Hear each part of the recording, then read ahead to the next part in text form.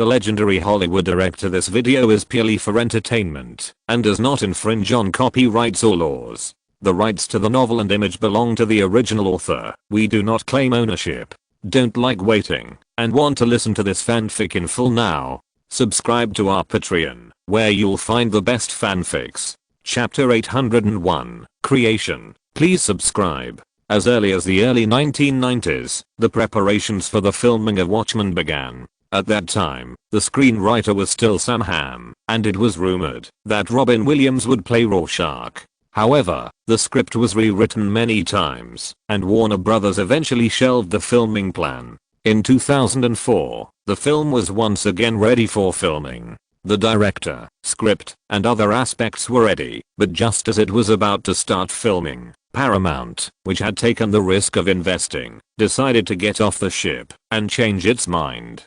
Soon after, the original director Paul Greengrass withdrew from the crew and turned to filming thriller Flight 93. In early 2006, another executive within Warner Brothers proposed to produce Watchmen. The reason was naturally that this comic book was extremely well received both in the comic industry and in the mainstream media, and was regarded as a classic work in the comic media. After all, Watchmen won the Hugo Award. It is also the only comic book in history to win this literary award. No matter from which aspect, Watchmen is an excellent adaptation project, but the adaptation work is too difficult, and Warner has not found a clear direction. It was not until the appearance of 300 and I'm a Hero that they really paid attention to Zack Snyder and tried to get him to participate in the project. In the box, Lyman thought of the mixed reviews of the film in the future, the difference in length between the director's cut and the theater version, and really felt that this project was not easy to do. It was difficult to cut the scenes if the portrayal was detailed. Then, Lyman asked Zack, "In that case, what are your plans? It's hard for me to refuse it. I'm thinking about how to adapt it when I sleep now." Mr. Last Zack remembered something and suddenly became serious. But Lyman could guess what Zack wanted to say. "We will have cooperation in the future, right? If you like it, you can do it, and I support your choice." If it was the era of big studios, the director was an appendage of the studio, but at this time, the status between film practitioners and capital was not so different. As long as a director has talent and can make profitable movies, he can even attract capital, such as Spielberg, Nolan of the original Time and Space, the first director to bet on investment by Legendary Pictures, and even Michael Bay. As soon as these words came out, the little worries in Zack Snyder's heart disappeared. He really wanted to take over such a challenging work as Watchmen. As a result, Zack Snyder felt that Lyman was very suitable for his temper. Similarly, Firefly can maintain a cooperative relationship with Zack Snyder and can do many things that Lyman can't do alone, so he also has the heart. To put it more directly, Lyman doesn't care about anything in a year and concentrates on making movies. The output will not exceed 4 at most, and the time is tight, and he is exhausted. That's not enjoying the movie. Moreover, even with Marvel, Lyman is still jealous of DC. It is said that Marvel is about entertainment, while DC is about depth. In terms of compatibility, the superhero characters under DC are more dramatic. However, since the management of Warner Brothers misjudged the Batman trilogy, they have given up their interests many times and have been very wary of him. But if Zack Snyder breaks into DC, the two of them can work together and maybe they can get a few more steamed buns in the DC project. So it is undoubtedly a good thing to be straightforward and not give others psychological burden at this time. Anyway, Lyman has upgraded the olive branch. From now on, Zack Snyder and the Firefly project will enjoy the same treatment as the producer, except for the ownership of copyright. This is the same as Nolan's conditions. After the project generates income, they will enjoy the same proportion of box office sharing, a flying revenue and his personal director salary. In the past, Nolan and Zack Snyder could get about 10% of the net profit of $500,000, which is $50,000. Now it has risen to at least $150,000, and $200,000 is not impossible. Moreover, they can make money overseas, and it is no longer a market in North America. The specific proportion depends on the priority of the project. For example, if it is a project provided by Firefly, the director's income will be appropriately reduced because the creativity belongs to the company. If it is a project provided by them personally, then a certain amount of inclination will be given according to the budget. In other words, if Zack Snyder directs the sequel to 300 or the final chapter of the zombie trilogy in the future, he will get less than Nolan's Batman trilogy final chapter, because the former is mainly based on Firefly, and the latter is mainly based on Warner and Nolan, and the project itself has little to do with Firefly. This cooperation plan can be said to be quite fair. The profit-sharing terms fluctuate from time to time, and they are based on the more common and improved profit distribution of first-line directors on the market. Going up, it may be the status and treatment that only directors like George Lucas, Spielberg, and Lyman can enjoy. The Big Five basically have a negotiable attitude towards these three, because these three directly put forward conditions. If they are willing, they will cooperate, and if they are not willing, they will leave it. Lionsgate was able to agree to such harsh profit-sharing terms because Lyman's ability as a director in leading the rise of Firefly was unanimously recognized. For example, Paramount is currently in the process of developing Raiders of the Lost Ark. Strictly speaking, it is working for Spielberg, Lucas and other creators because they get more than Paramount. Paramount has gotten used to this. Anyway, the complicated entanglement of the Mission Impossible series and Tom Cruise quarreling, breaking up, and getting together will continue for many years. As long as the market does not meet expectations, they will blame Tom Cruise for taking too much. However, if the high-quality projects cannot keep up with the company's business, they will try to ease the relationship, then shoot another film and quarrel over profit distribution again.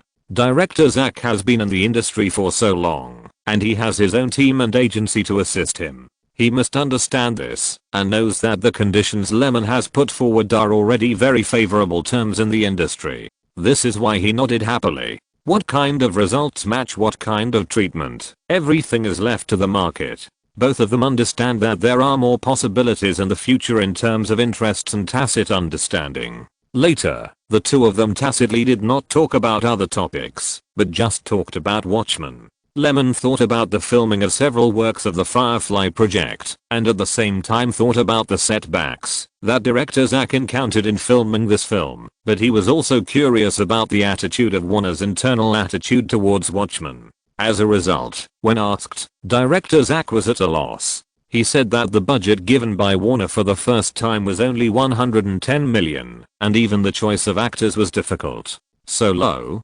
Don't you see that the third part of the Caribbean series cost $300 million, and works with a production cost of more than $150 million have appeared one after another, becoming the norm in the first line? Is it that Warner is so pessimistic about the future of the project that it has lowered the cost so much? It seems so. The risk of adapting Watchmen is indeed high, otherwise it would not have been delayed for so many years, and they wanted to pull Paramount on board in the middle, but when it was about to start, Paramount said it would not play. Some people disagree, and are arguing fiercely.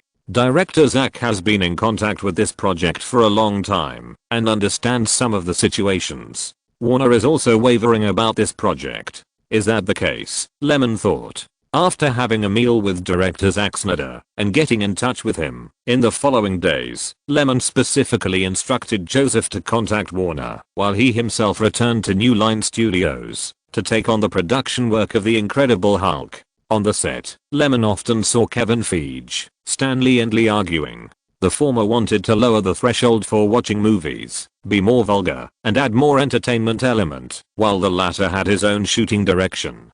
He did not want to shoot a violent vandal who smashed things to vent incomprehensible emotions, without deep-seated inducements. He wanted to explore Bruce Banner's mind and the helplessness driven by anger. Stanley in the middle was easier to talk to. He just made suggestions. Anyway, he was here to make a cameo. In Iron Man, he played an old playboy surrounded by beauties at a cocktail party. At this time, he was thinking about what kind of passerby he could play in The Incredible Hulk that would not affect the plot, but had a role in the camera. After all, he was not a professional actor, but just an old man who dedicated most of his life to Marvel and wanted to continue to accompany Marvel. He can often provide some ideas for the filming of the film from the perspective of a creative comic book creator. Although he can't make movies, he can tell stories. He is old and has no more energy. He has retired for many years, but there are few who know more about Marvel characters than him. Chapter 802. A few things about the set, subscriptions, votes. Disagreements over the production concept of a film often occur in the film industry. The requirements of investors, market research, the choice of the mainstream audience and current hot topics, plus the director's personal aesthetic style. So many aspects cannot be completely interactive, and choices are inevitable. Some works insist on individuality and give up the mainstream market, and cult genres are born. Some works will take the old-fashioned but proven to be the easiest way to succeed, commonly known as popcorn, which is easy to eat and enjoy. Some works constantly compromise between the two. Although there are risks, they may be both popular and well received, or get nothing. The market and depth are not two completely parallel lines, but they are just a little bit far apart. Lyman's temper is not bad. When another day of crew life ended briefly, in the hotel room, Lyman called Kevin, Stanley and him together. A few packs of cigarettes, lighters, some scene storyboards and subsequent plots. The first thing Kevin said was market big data. His words were rough but true. Compared to why Banner was angry, the audience prefers to see what he smashes and how much he smashes after he transforms. We must know that destroying various familiar buildings can bring people pleasure and visual enjoyment far more than restrained words. Moreover, the budget of the movie is enough to support those big scenes, and the audience generally likes them. Lyman continued, these will be there, but it's not enough. The audience buys tickets to watch the movie, so there must be basic incentives. Will he transform without hesitation if someone makes him angry? Bruce Banner is not a destruction maniac, he is rational. No, I just mean that I hope the proportion of destruction shots is larger, not just 3. Is there a problem? The first time was designed by the KGB. Banner inhaled a large amount of sedative gas, the Hulk personality awakened, smashed the laboratory, and rushed to the street. The second time was that the military and the KGB found Banner's hiding place at the same time. In order to protect himself, he took the initiative to mutate and break out of the encirclement. The third time was when the KGB collected Banner's blood and mixed it with the undeveloped serum of the previous super soldier program, giving birth to the monster abomination. In order to protect Betty, Banner did not lose control of his emotions for the first time, and he remained conscious after transforming into the Hulk. These transformations are all plot advancement points, all with inducements, and are closely connected, showing that the power of the Hulk is not so easy to master. The main film of the film is about 110 minutes long, but the footage of the transformation into the Hulk adds up to 35 minutes. Without the foreshadowing of rhythm, where is the dramatic tension? Throughout the chat, most of the time it was Kevin and Lee trying to persuade each other and shooting with their own ideas. Lyman and Stanley were more like peacemakers, and they eased the relationship when they saw the escalation of the argument between the two. But such a scene is what Lyman is happy to see. Only by combining multiple factors and considering them at all times can we avoid the failure of the previous life. Although Lyman was prepared to lose money at the box office, if the film could be shot better, the story logic could be clearer, and the dramatic tension and rhythm guidance could be better, it would not be so badly cheated. Fans, word of mouth and the market, you have to please one side. The original Time and Space The Incredible Hulk is a typical bad movie that is neither popular nor well received. Comic fans think that Banner has become a madman who goes crazy at any time, without a calm mind and genius wisdom, and it is bloody and cliched. I won't say much about the box office, which is 263 million worldwide, and Paramount has taken a lot of blood from the publicity and distribution share, which makes Marvel want to hit the wall, in terms of passers-by's word of mouth. Most of them are bad reviews, and all 3 items are defeated. To be honest, The Incredible Hulk is similar to the Golden Compass. The special effects and pictures are carefully designed, and the budget at least did not disappear inexplicably, but some parts are too stupid.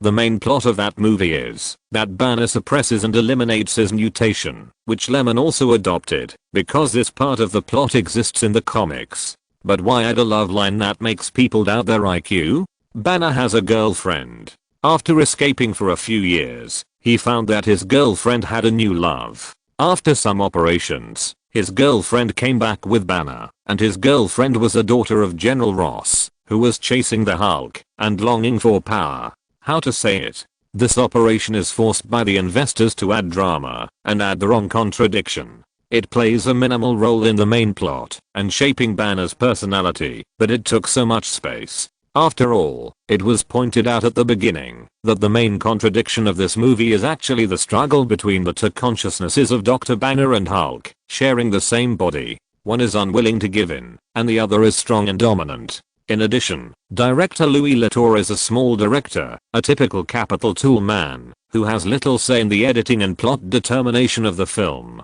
Even when the film was finished and waiting for release, the starring Edward Norton and the Marvel investors had different creative concepts and eventually parted ways. He didn't even act in the MCU series, which was heartbreaking. Everyone has limited vision. Kevin Feige is too superstitious about the mainstream market, but ignores that the audience will also compare and have aesthetic fatigue. After watching Hollywood action movies, The Incredible Hulk lacks some basic logic and dramatic tension in terms of storytelling, even more than popcorn. It is unnecessary to be angry, just for the sake of being angry. Similar comparisons are like Ultraman using his big moves as soon as he appears on the stage, without laying the emotional foundation. Is it that kind of taste? Of course, Lyman is prone to literary youth when filming, and always likes to add drama. With Kevin Feige watching, the basic visual enjoyment will definitely be in place, because Kevin Feige cares about this aspect the most. Apart from anything else, Marvel movies cannot lack climax scenes. As for how to deal with the consciousness struggle between Banner and the Hulk, Lyman is also a wonderful person, and gave Lyman some ideas. The so-called 3-stage method. The first stage is the first awakening of the subpersonality without consciousness and resistance, which is the most destructive, because the Hulk carries a negative emotion of anger in his bones. The second stage is a body being stimulated.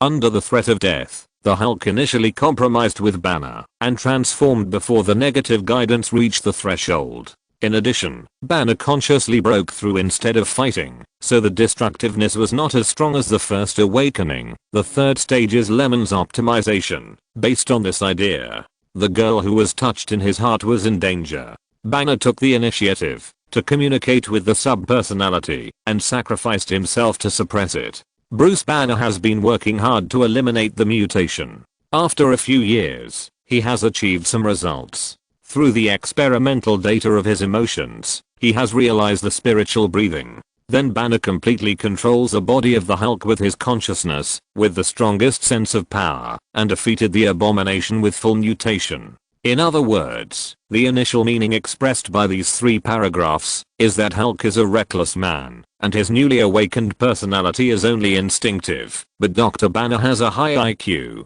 When the two are combined, such a Hulk will be truly terrifying. He can control his power and use it correctly. It is not scary to be a reckless man, but it is scary to use his brain. A similar routine is like Naruto and Kurama. The negative emotions are too high, and Kurama is violent and has no consciousness. He vents violence, but if he can control it, it will be terrible. Therefore, Lyman originally deleted the brainless routines in the original Time and Space The Incredible Hulk, such as the unnecessary love line, and changed it to protect the beautiful figure in his heart. General Ross did not desire the power of the Hulk, but conspired with SHIELD on the super soldier plan to create an artificial superhero. Even the pursuit of Banner was only because he was too dangerous, leaving room for the misunderstanding to be resolved. In addition, Banner's main personality has been increased, showing his genius side. For example, in the confrontation with the angry personality, he comprehended the seal and the spiritual breathing method, and had the capital to compete with the Hulk, and the status was no longer reversed.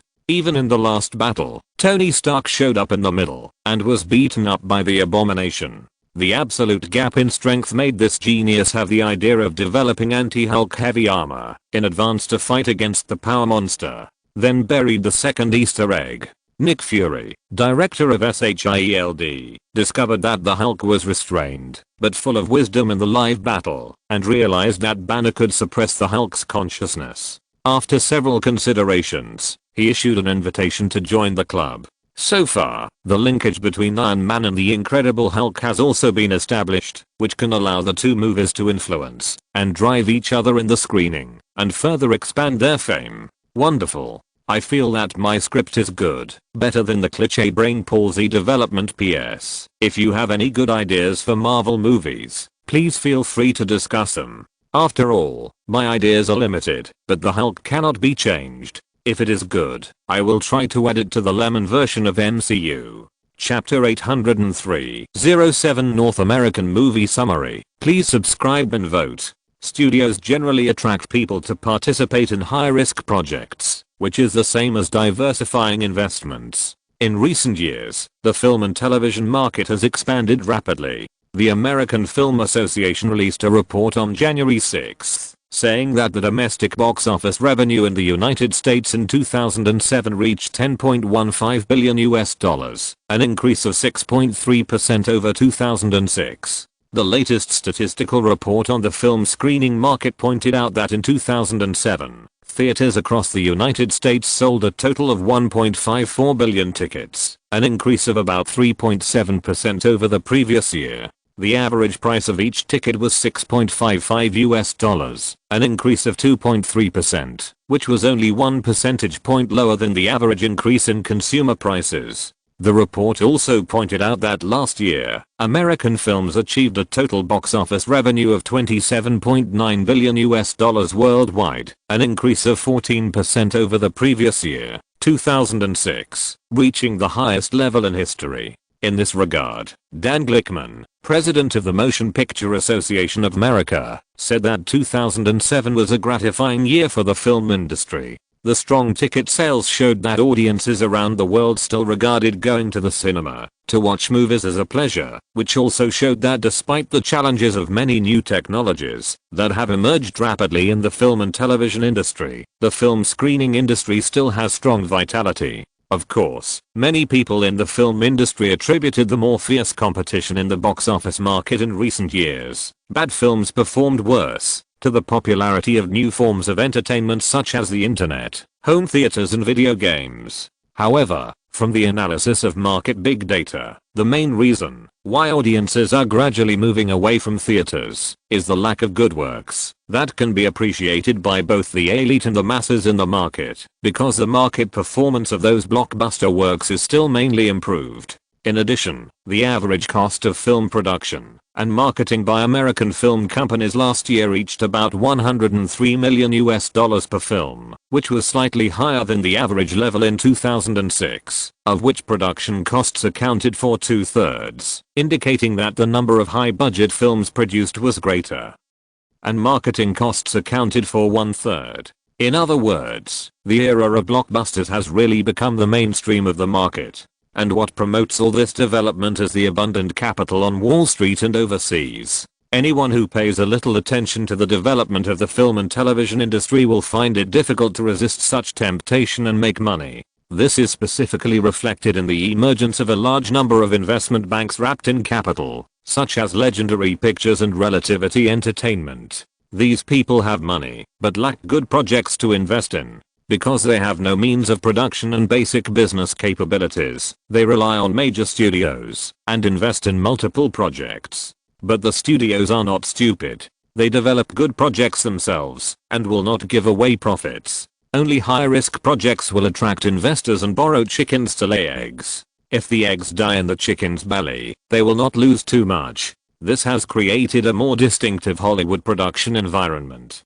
Because investment banks are experts in venture capital, they are very cunning to invest in high-risk projects with several projects with lower proportions. In other words, they rarely talk about a single film, but only talk about a certain part of a certain project in a certain quarter. If calculated by big data, this form of investment is easy to make a profit because the film market is booming. As long as you are lucky enough to hit half, the profit part minus the loss part is likely to be a positive value. Warner Film Building. As a studio that has been in the top 3 in market share for 3 consecutive years, it is naturally the target of capital pursuit, but everyone has their own little thoughts, and it has no big impact on Warner. Because Warner's production and distribution system is very complete, it does not need to rely on external forces, but occasionally, it will still share risks. Time Warner's support for the studio is not that high. On the contrary, it needs a transfusion from Warner Pictures. In the reception room, the visiting investment bank elites are polite to each other, laughing and asking about other companies' opinions, hoping to get more information and intelligence from others. Of course, compared with these similar competitors, they are more likely to get Warner's affirmation of their investment behavior, and then come up with specific projects for discussion, such as Watchmen. In the president's office across the corridor, compared with last year, the performance growth has increased by 7%, which makes Johnson Campbell feel relieved. However, the new year has a new atmosphere, and we still have to work hard. He half leaned back in the boss chair, reviewing some documents. He didn't care much about the empty shell entertainment companies that lined up to give money. He was more concerned about the output of this year's projects. With Warner's size, it is normal to shoot 14 or 5 films a year. If there are fewer, it would be a waste of its own distribution resources. In addition to producing its own films, it is also very active in taking over works that other studios are unable to promote. As for the recently prepared Watchmen project, he himself is actually not optimistic about the one that can be successfully adapted, but the voice is higher. There is a joke in later generations that explains Warner's desire to start the Watchmen project. Now the world is too peaceful, people are singing hand in hand, popcorn superhero movies are flooding, and I don't know what type of film to shoot. Suddenly one day, The Dark Knight was successful, a huge success, which made everyone start to think, is it possible that the audience has begun to like dark,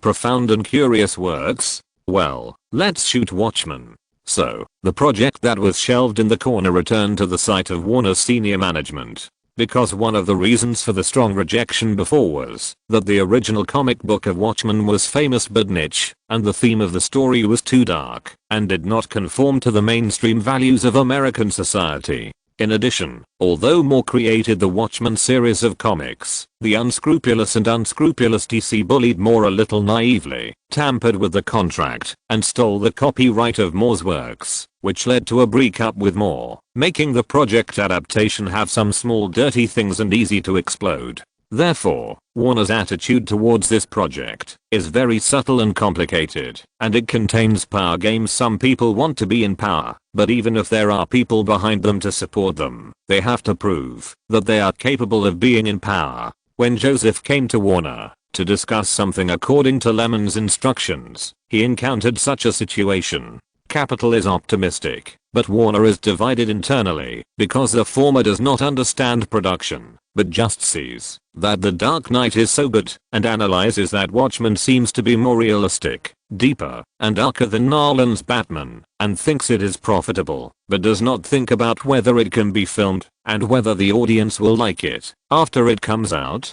Kyosien was a little surprised by Joseph's arrival. He thought he was urging him to split the profits, or that he had some ideas for the last Batman movie and needed to cooperate. But he didn't expect that the first thing he said was Watchmen. So he was alert for a moment. Why? The Batman trilogy. He had misjudged it, plus Lemon's fierce record. Even if he thought Watchmen was very unreliable before, what if? The film and television industry is the place where what if is most likely to happen. Otherwise, there would not be any small budget dark horses every year. If the project is controllable, no matter how amazing the results are, they are expected to happen. I heard that you want to invite Zack Snyder to join. You have this intention. Don't Firefly want to let him go? We are just partners. I just heard that the Watchmen project has some difficulties, and I have learned some things. Joseph smiled euphemistically. If it is about funds, Firefly just has some spare funds. You can't say too much. Just stop at the point, because Firefly didn't want to invest in Watchmen at all. Although the DVD sales of this film were good, the box office of $107 million in North America and $185 million worldwide combined was a huge loss compared to the cost. Moreover, only the theatrical version was released at that time, and the DVD had not yet been launched on the market. The film's reputation and box office were both a failure, and investors were so disappointed that they wanted to jump off the building. The IMDb and Rotten Tomatoes ratings were both at a medium to low level. Qualified commercial popcorn is in the middle. Except for a small number of fans of the original novel, it was basically a complete failure in every aspect. Some media even criticized it directly without hesitation. This is a big bad movie. When there was a reversal, it was already the 3-hour content of the final edited version released by Warner executives on DVD. The price was very expensive, and hundreds of thousands of copies were sold in a month, which made up for the loss. It also made some viewers who watched the film and criticized it understand that it was not that Zack Snyder was too bad and could not even explain the basic logic clearly, but that Warner was too stupid. Of course, that is what some viewers think. From a market perspective, Warner did nothing wrong, because if they really released a 3-hour edited version to the market, it would definitely not be suitable for the theater screening model, and the result would not necessarily be better. It might even be worse. Chapter 804 Why the Market for Watchers Has No Potential. Please subscribe and vote. Harvard University once held an open class on justice. The moral dilemmas raised in it have always been classic psychological paradigms in the field of moral research. For example, the famous trolley problem was first proposed by philosopher Philip Ford in 1967, which triggered discussions on this issue in the fields of philosophy, ethics, psychology, cognitive science, etc. The topic is as follows. If you see a trolley that has lost control moving forward on the track, and there are 5 workers doing engineering work in the direction of the trolley, if the trolley moves forward on the current track, these 5 workers will inevitably be killed by the trolley. There is only one way to save these 5 workers, that is, change the track, change the direction of the trolley, and kill another maintenance worker. Classic moral dilemmas require the subjects to make a choice on whether to sacrifice one person to save the lives of multiple people, and no matter which choice is made, it will cause the chooser to have a certain degree of moral conflict. This often leads to a choice: A. Stick to principles. B. Break the rules. Harvard political scientist Carl Berg believes that, in order to solve the dilemma in people's minds, people generally have 2 moral judgments. A. Moralism choice. The standard for moralism to judge whether an action is correct or not is whether it conforms to the existing system, laws, or rules. In this way of thinking, the morality of an action is fixed and has nothing to do with the situation. This is a rule-based moral thinking. B. Utilitarianism choice. Utilitarianism judges whether an action is moral or not depending on whether it conforms to the rules, but whether the result of the action increases our greatest happiness. In other words, how to choose something and whether a certain action is desirable depends on the final result of the matter. In order to pursue the greatest benefit for the majority, a few people should be sacrificed to save the majority. Let's understand these 2 kinds of thinking from the example of the tram. Utilitarianism, seeing whether it is better to kill 5 people or 1 person, directly chooses to kill 1 person, because it is better to kill 1 person than 5 people, right? This is a simple arithmetic problem that even elementary school students can do. But in another scenario, a moving tram and 5 workers are about to go to disaster. If they continue to move forward, and you happen to notice this scene on the overpass above the track, it is definitely too late to remind them, but there is a fat black man eating next to you, and he eats ugly. You can push him down to stop the tram. His death can make the tram driver brake in advance, and the 5 workers will be fine. How to choose? No student raised his hand to agree to push people to save others, and even those who support utilitarianism did not speak. Why did everyone's choice change 180 degrees when sacrificing 1 person to save 5 people? Just because the way to stop it has become to change it yourself? Everyone should have their own moral principles, and principles determine people's behavior and choices. Back to the movie Watchmen. The Pharaoh in the movie is a typical consequentialist. At the end, he launched nuclear attacks on several major cities in the world, exterminating more than 10 million people, because the smartest people in the world think that this is sacrificing small righteousness to achieve greater righteousness, which is correct. Standing opposite the pharaoh is the representative of absolutism in the film, the uncompromising Rorschach. Absolutism is a traditional principle and a dominant principle in society. For example, the head can be cut off, and blood can be shed, but integrity cannot be lost. Some things cannot be measured by simple benefits and results. It's just that on the surface, consequentialism is better than absolutism. Is it utilitarian? Is it smooth? Just like what is often said, people should be flexible and not stubborn. The principle of action is certainly tenable. But why does the principal position change when the protagonist becomes oneself? Because consequentialism is always accompanied by sacrifice, but no one wants to be a victim, so consequentialism often gives birth to injustice. The so-called righteousness of sacrificing a small number of people to save the majority of people is that the most likely people who are forced to sacrifice are the disadvantaged groups at the bottom of society. In other words, who wants to be a sacrificed member? For example, during the anti-war movement in the United States, a congressman called on the public to put the interests of the United States first. The sacrifice of American soldiers in the war was great and glorious. A reporter asked the congressman, "Where are your sons? Why not send them to the battlefield to win glory for the country?" In order to gain power, Bush quickly shifted the contradictions and won over arms dealers. Because the politicians and arms dealers who advocated the war the most, their families and children did not have to go to the battlefield.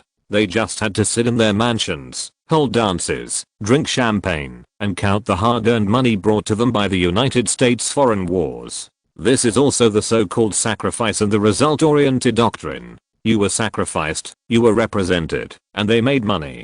Fortunately, the United States will swallow this bitter fruit, and because of the unfair rule of white supremacists at the beginning of the founding of the country, it will explode at any time, and continue to stage the dream of 300 million people for gun battles. And in Watchmen, it is a depressing plot of result morality against absolute morality. Movies are carriers of culture. Sometimes, in order to have stronger dramatic conflicts, they must be artificially processed. More importantly, comics and movies are two different things.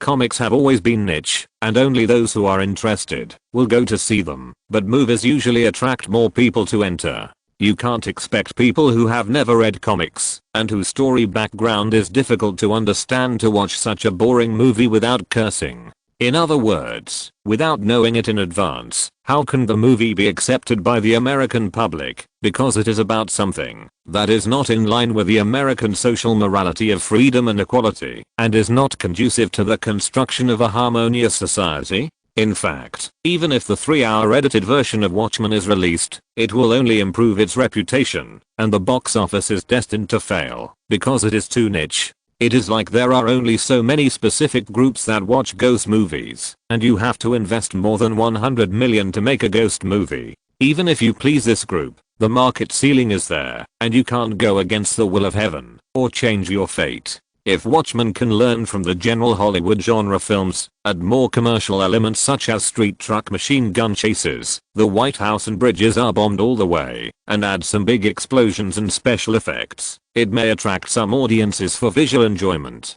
Unfortunately, Watchmen has none of these elements. Because this is a work that deconstructs superheroes, how can it try to show superpowers? Superheroes can supervise the people, so who will supervise the superheroes? Who will guarantee justice, and who can be absolutely selfless? The Dark Knight also discussed this point, and proposed that righteous police outside the law cannot be accepted by society. Both works are DC products, and there are actually many similarities. Unlike the previous happy and righteous superhero movies, the heroes in these two movies are not so perfect and righteous. In The Dark Knight, Batman chose to save Rachel out of selfishness at the critical moment of saving people, but fell into the trap of the Joker, and even caused Harvey, the hero who was supposed to protect the city and fight crime, to degenerate into a criminal Two-Face. In the end, he had to take the blame for Harvey, and the criminals became heroes, and the heroes became criminals, relying on lies to build a just Gotham. Nolan's version of Batman is flawed, and justice is not so perfect. However, it is these flaws and imperfections that make this movie more real, more humane, and closer to the audience and capture their hearts. because a too perfect righteous hero will make the audience feel false, and The Dark Knight still maintains the mainstream value spirit of society, which can be accepted by the audience. Watchmen is too much pure analysis, which is not a good viewing experience for the audience. The vast majority of the lower class people in the United States do not need a movie to tell them what the dark side of society and the ugliness of human nature are, because they have seen too much in their daily lives. Educational issues, community security, and even the allocation of police force. In a country where guns are not controlled and gun battles can happen at any time, how much humanity do you expect from the people? What they need is a placebo, an anesthetic, a moment of spiritual pleasure, to give them the confidence to continue to face the difficulties in life. And the government and the media also need a just, fair and positive energy of the *** music movie to let them appease the society and lead the people. From this perspective, the failure of Watchmen is doomed. A movie that deviates from the mainstream market, has no popcorn visual scenes, and has too many characters, a complex background, and is not easy to adapt. Even the basic plot is fragmented. How can the audience buy it? Chapter 805 Planning Chaos, Subscriptions, Votes. It was said that selling discs would make back the investment, but in the end Mickey Mouse is still the best. One thing that needs to be admitted is that, whether it is Marvel or Disney, they must have a better plan in the film business than Warner, and stepped on it to rise. Many people say that Marvel is too entertaining and Disney is too naive, but have you ever thought that this impression is caused precisely because they are too outstanding? They clearly know which part of the audience they want to please, so they give up the other part of the audience. Compared with this, the main problem of Warner may be that there is no reliable commander. They do not have a long-term plan for the future of the film, and the internal strife is too serious, and they cannot work together. There was once a screenwriter who broke the news online that Warner had a lot of superhero movie scripts and shooting plans, but their choice was to pile these scripts together, and the progress was still slow. Why? There were too many people pulling their legs, and they were cautious about this and that. After the quarrel, Marvel seemed to have failed in several movies at the box office, but they never gave up on continuing to develop and continue to follow the road. The Incredible Hulk lost so much money, it is normal for Warner Brothers to put it on ice 100%, and for one or two executives to leave to give shareholders an explanation. MCU probably doesn't have this character. In summary, Marvel's management will certainly make mistakes and misjudge the market, but their tactical planning is clear, and even if they fail, it will not affect their continued decision making. In other words, how some commanders who don't understand DC can develop DC has always been a problem. Apart from other things, when DC was in decline, Warner Brothers' production business was not so bad, and other works sold well, which shows that their production and distribution capabilities are not influencing factors. Joseph is patient after all. He talked with Jarlson for a long time, and he didn't get annoyed without getting a specific answer. Of course, as soon as he left, Jarlson became energetic and carefully considered whether Watchmen really has the potential to be a hit. After thinking about it, his attitude changed a little. Maybe even Jarlson himself didn't expect it, but it was just because of Lemon's overly strong production ability that he was a little sensitive. Lemon had a reason to do so. In the original Time and Space, Watchmen was jointly produced by Legendary Pictures, Paramount, and Warner. Warner did not invest much, but also occupied most of the distribution rights, so the failure of this project did not make Warner executives feel painful. At best it was a pity. The reason for this is that they psychologically felt that Watchmen was unreliable and pulled two allies to do it together. In this Time and Space, Legendary Pictures did not board Warner's ship, but went to hook up with Universal, but it does not mean that Warner can't find other investment bank capital. If Lemon does not intervene, it is likely that the burden will still be shared in this way. But what Lemon wants to try is to see if a little disclosure of Firefly's intentions can attract more attention from Warner, and then increase their own investment, and wait until the project fails and the loss is large, and they urgently need a good project to make up for it. At that time, we'll contact Warner, get some good things, such as further development of the Joker's image, and promote cooperation on other DC projects. The main reason is that the two sides seemed to be working together on the Batman trilogy, but they had been arguing about the distribution of interests more than once or twice. If they wanted to dig out something from the DC gold mine, they would be watched closely. In other words, Warner would not let go of the projects that Lyman was optimistic about. In this case, Warner must be pitted to make them understand the difficulty of DC development. Perhaps if they encounter a failure like Superman again, the change in mentality will probably be more favorable to Firefly. Of course, this may also be useless, but there is nothing to lose by trying, so just make a move. After more than half a month of preparation, the orphanage was successfully launched. The actors are all third tier and children who were sent to the film industry by their parents early in order to make a lot of money. Among them, there are 3 Hollywood local actors. Barbara Hershey often plays an old witch, a professional villain, characterized by her age, looks like a bad guy, rich acting experience, and average pay. Angus Sampson and Ty Simpkins. The others worth mentioning are that director Juan chose Belen Ruda, who won the Spanish Goya Award for Best Actress with The Big Sleep, and Roger Princip, who made his debut as a child star. The main creators of these actors spent only $400,000 in total, and half of it was paid first, $200,000. Director Juan was in high spirits and full of energy. After pulling up the team, he quickly went to Spain to shoot. On the other hand, the shooting of The Incredible Hulk was still the same. There were occasional disputes, but they were all restrained. If Lee were to evaluate it according to his own heart, the atmosphere was still good. Earlier, when he worked with Universal on the Hulk, he had very little say on the set, let alone arguing. That should be called unilateral compromise. Gradually, Lyman also put more energy into the projects he was preparing. The set of The Incredible Hulk. Today, the filming ended early, and Lyman went back to his room to write and draw, and found that Thomas had come. He called Thomas some time ago, but he was not in the United States, but now he rushed back. Lyman looked at him, and there was nothing he could do about his lack of career ambition. In addition to his movies, Thomas rarely took on other roles. After filming his movies, he would take a break for a while and travel around.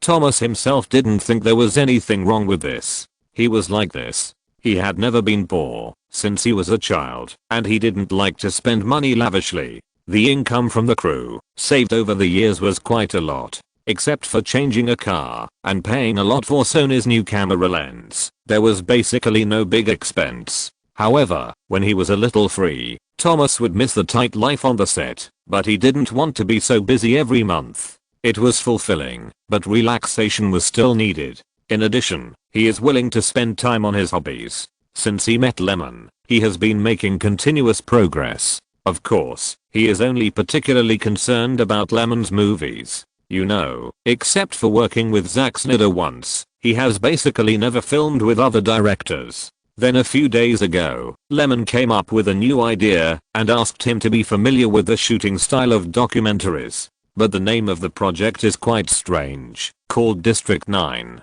District 9 is an underestimated movie. In the original Time and Space, South African new director Neil Blomkamp spent only $30 million to make this science fiction and thriller screen classic. With the plastic feeling and rough composition of a B-level movie, it won $118 million in the United States and nearly $200 million worldwide, and earned $37 million in the first week of the schedule that year, without much publicity, relying on online tap water and huge praise from Yahoo community. G.I.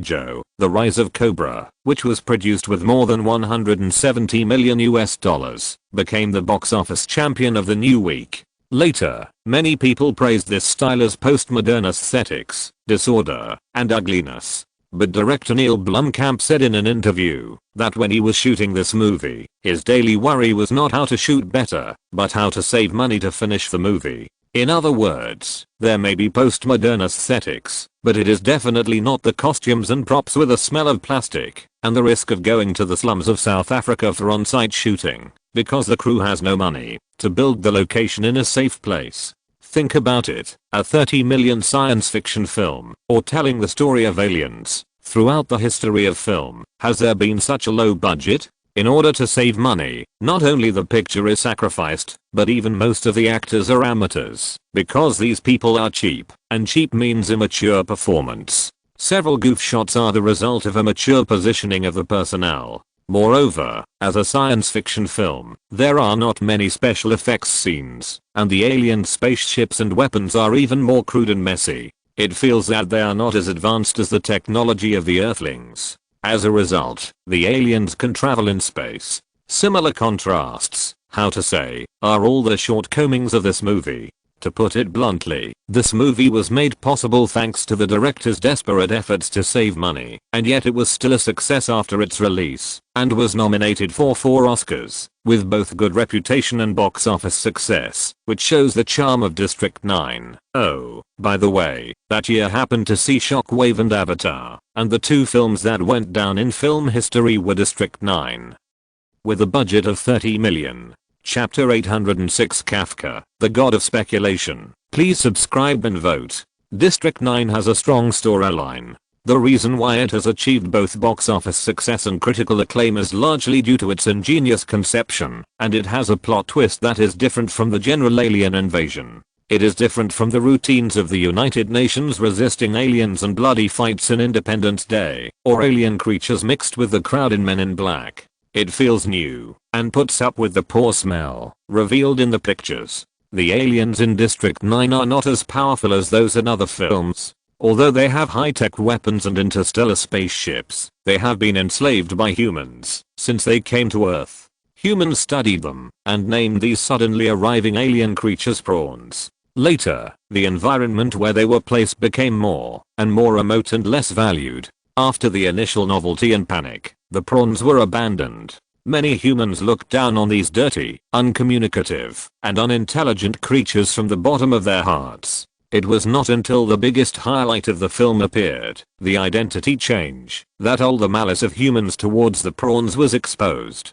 In fact, the birth of this movie was quite tortuous. Earlier, Peter Jackson took a job and prepared to form a team to shoot the movie version of the Xbox game masterpiece Halo. At an exhibition, Jackson happened to see Neil Blomkamp, who had only shot 2 MVs and a short film with self-raised funds at that time. As a result, the Halo project was shelved indefinitely by the investors due to profit considerations. This made Peter Jackson, who admired Neil very much, feel bad. After thinking about it, this fat guy who had little family wealth and repeatedly gave up on weight loss decided to pay out of his own pocket and took out $30 million to let Neil shoot a movie he wanted to shoot. So this District 9 was born. You know, Peter Jackson hadn't taken on a project for more than 2 years at that time. The director's bonus for the Lord of the Rings series and King Kong was only so much, and he had already spent a lot on experimental technology. $30 million was already a very large subsidy for him without damaging his life. After all, Neil was just a new director who had never made a theatrical feature film. No one would take the risk to support him except Peter Jackson, who felt that he owed him something. Jackson found him, but he had prepared for Halo for so long, and the project was gone. In the hotel room, Lyman drew a storyboard script on A4 paper from time to time with a pen. Compared with Neil's handicap when shooting District 9 due to insufficient budget, Lyman was fully capable of raising the project to a first-line masterpiece of science fiction with an investment of about $130 million. This movie stopped many mainstream audiences because of its rough B-level style. If the budget kept up, it would not be dragged down by special effects, and it would lack some visual enjoyment that moved the audience and attracted ticket buyers. You know, when the trailers for District 9 were released, everyone thought it was a bad movie, shoddy, but some of them turned out to be really good, but most of them didn't go to the theater because they didn't have a good first impression. This is why Lyman said that District 9 was buried by its budget, and its box office performance was far more than $200 million. Facts have also proved that this movie has completely established its reputation and fame after shining at the Oscars. After the DVD was released, more than 20 million copies were sold in 2 years, bringing Sony more than $130 million in profits.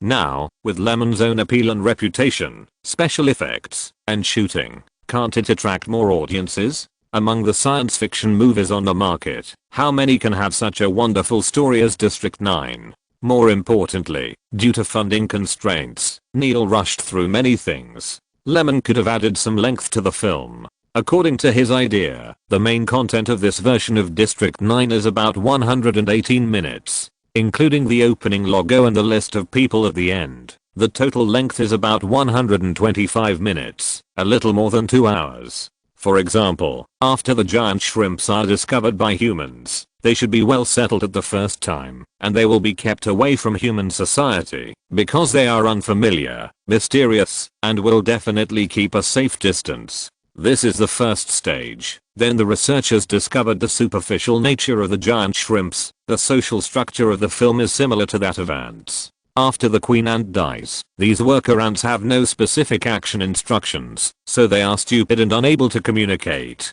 They only know how to eat, are dirty, and use violence. At this time, the attitude of humans towards the giant shrimps turns to the second stage, allowing them to contact ordinary people and even put them in the park for tourists to visit. In the third stage, the public has completely lost their curiosity about the giant shrimps. In addition, there have been no major discoveries in years of research. Even the only interstellar spacecraft has been emptied and turned into tatters because they can't find out what kind of power it is. In addition, the giant shrimps are very fertile and their numbers are rapidly increasing. The government doesn't want to raise them anymore. The public generally begins to hate these ugly species that only know how to destroy but not produce, and all of them are moved to a specific area, the South African slums, designated as the 9th area, leaving the giant shrimps to fend for themselves. There are only more detailed foreshadowings. The original film also has them, but the description is too short. Then, at the beginning, the male protagonist says for granted killing of the prawns seems a little unreasonable. But if the overall attitude of humans is like this, and they have no good feelings towards these prawns, and completely despise them, then it makes sense. It's like you found a termite nest, poured cement into their nest, and stepped on their eggs to death. From a human perspective, it is completely okay, because termites are very harmful to humans, and the public supports this. Compared with prawns, it is also of no benefit to humans. Lyman quickly depicted these scenes with A4 paper, including humans feeding prawns in cages, humans cursing and shooting a prawn that stole something, and the male protagonist facing the camera, showing the fetus of the prawn, and then playing with it to death, without any guilt on his face, just novelty. The reason why director Neil of the original Time and Space came up with the idea of isolating the prawns was because he happened to experience the apartheid policy in South Africa when he was a child.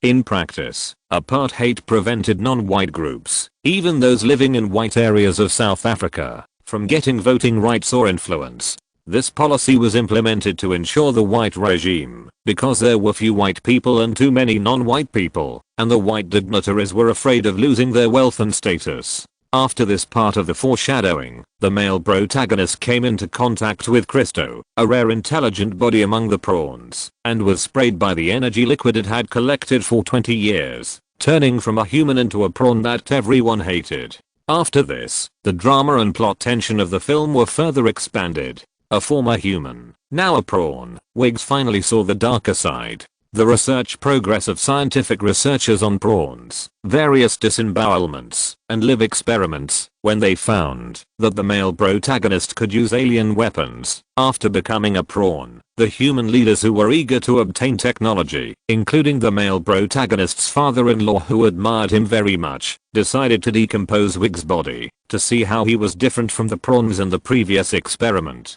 Even after Wiggs fled, it was reported that Wiggs had an affair with the prawns, which completely crushed the human side of Wiggs from the public opinion. The climax of the film is the madness of Wiggs, after being tortured by a series of realities, based on his former human position and current shrimp position, which perfectly fits the humanistic speculation expressed in Kafka's Metamorphosis. That is, the inhuman thought of human beings is deformed.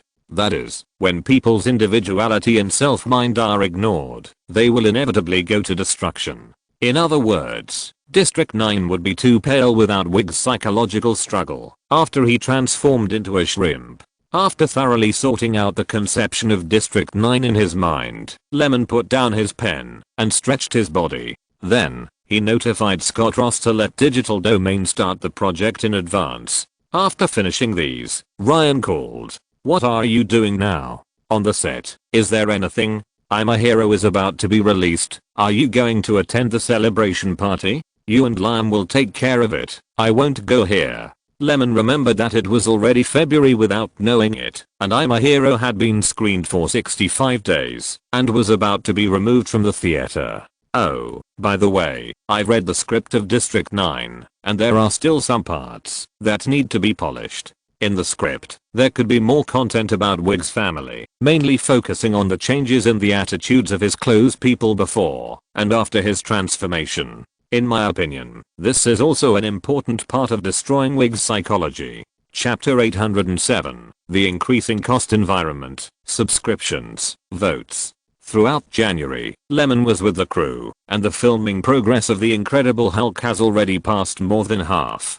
During this period, Kevin Feige gradually had fewer disputes with Lyman and more praise, but he only talked about it when chatting with Lemon privately. A good and excellent director's control over the crew and the grasp of the filming scenes can be observed by the eyes, and the ability will always shine. Let's focus on the North American film market. Last week, Fox's new comedy Bride premiered in 3,057 theaters with a premiere score of about $22.5 million, with an average of about $7,300 per theater, which is a good result for a low-cost romantic comedy. After landing on the top of the weekly chart, it shows that the 20th Century Fox camp has once again made a successful choice to prove its vision after Alvin and the Chipmunks at the end of last year. The only flaw is a media review of 47 points after the release, C+ on Yahoo, and 36% freshness on Rotten Tomatoes, 34 votes in favor, 60 votes against. The comments are concentrated on an ordinary work that makes money from female audiences. The cliché story without any surprises is the biggest problem of the film. There are many wonderful scenes, but no stunning scenes, and it is an average level like an assembly line mold. The performances of the male and female protagonists Catherine Hill and James Marston are remarkable. However, the situation of Women Die for Money, another comedy on the market that focuses on women, was much worse under the pressure of similar works. It only earned about $7.7 million in the opening weekend box office with an average figure of $3,100 in 2,470 theaters, which can be regarded as a complete defeat to Bride. It stands to reason that the story of the three generations of white and black teaming up to commit a bank robbery by Diane Keaton, Queen Latifah, and Katie Holmes is not without novelty, but female director Kelly Curry obviously failed to bring out the superb skills she had when she wrote the script for Thelma and Louise, and made the story a mess, with the media's overall rating of only 41 points. What is more worth mentioning is that among the newly released films, there is also Cassandra's Dream, which was screened in 107 theaters. The average box office of $4,700 per theater is really mediocre. As the first work produced by director Woody Allen in 2008, it received a media review of 49 points, a C+ from Yahoo, and a freshness rating of 46% on Rotten Tomatoes, 29 votes in favor and 34 votes against. It was neither well received nor popular. The story of a beautiful woman causing a quarrel between brothers was turned into a boring didactic drama by Mr. Allen. The director's idea of pursuing the effect of Greek tragedy and paying tribute to old movies in the 1940s failed completely and was not effectively implemented at all. Alfred's humor is completely useless in this film with inherent deficiencies in the story. Although it was unable to save the crappy film, the performance of the cast did not disappoint everyone. It was under such circumstances that I'm a Hero received the final $730,000 with less than 100 theaters and was eliminated by the market. After the film was taken off the screen, Blue Butterfly Pictures and Lionsgate were happily busy with the offline promotion of the film, keeping in touch with major partners while calculating the profit sharing of all parties. Because of the good quality of the film and the audience traffic of Walking in New York, The Walking Dead, Cage and other main creators, I'm a Hero ranked 5th in the 2007 North American annual ranking with $302 million in North America and $325 million overseas. The first place was naturally The Dark Knight with 489 million, which ignited the market a year in advance. The second was Spider-Man 3 with 336 million. The third was Shrek the Third with 322 million. And the fourth was Pirates of the Caribbean 3 with 309 million.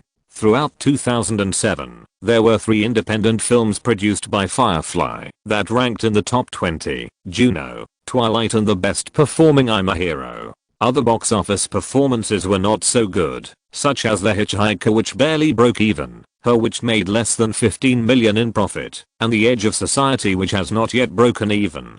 The main reason is that the acquisition of Marvel delayed too many things, so Lyman did not have as much energy to produce films as in 2006. Therefore, in terms of financial income, the revenue in 2007 was much lower than that in 2006, but it was worth it.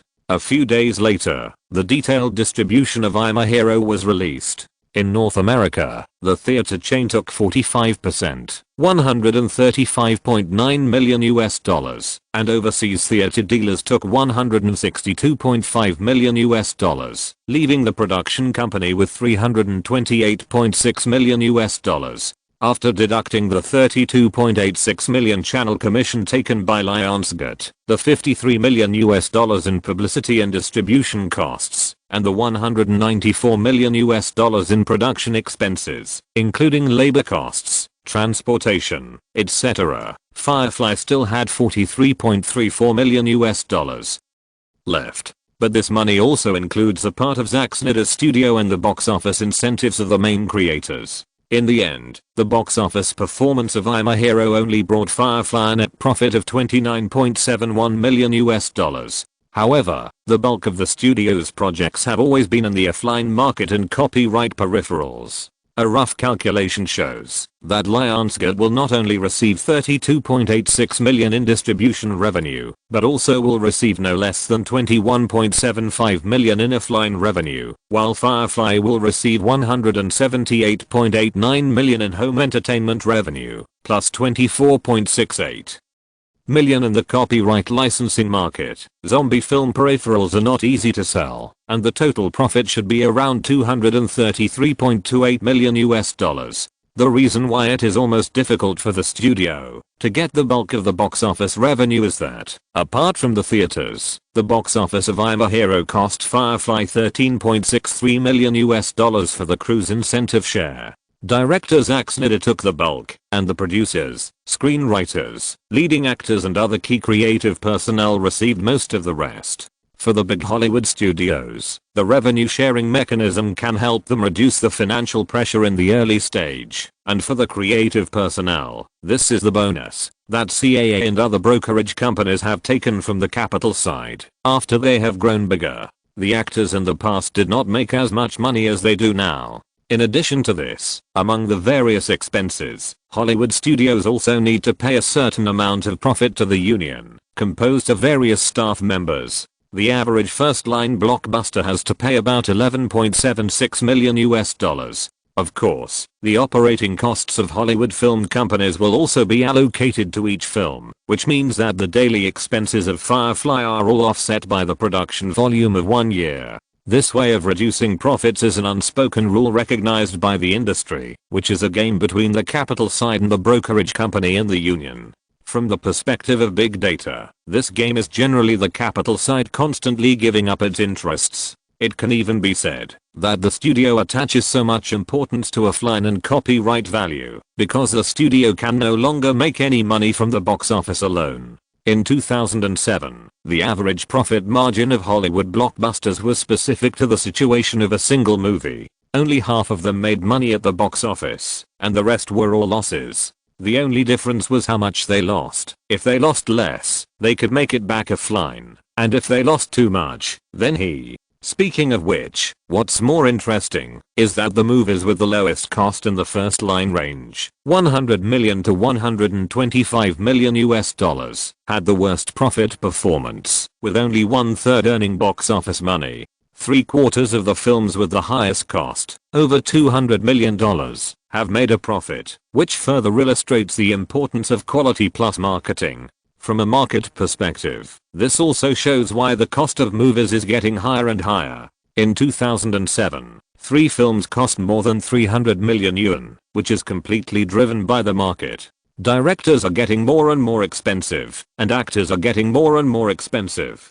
But if you don't choose a big director plus popular actors, you will face the problem of not being attractive enough to the audience. In addition, the audience's eyes are spoiled, and special effects scenes that are not macro enough will also be complained about, and big scenes cost a lot of money, which cannot be saved. With the accumulation of various factors, the production environment in Hollywood is becoming more and more luxurious. In this environment, many studios can see how awesome Firefly is, because a little analysis will reveal that the average cost of their films is 47 million, but the average net profit is as high as 116.7 million US dollars, which shows that there are too many excellent films that make a lot of money with a small amount of money. Juno and Twilight are both far beyond the profit margin standard of blockbusters.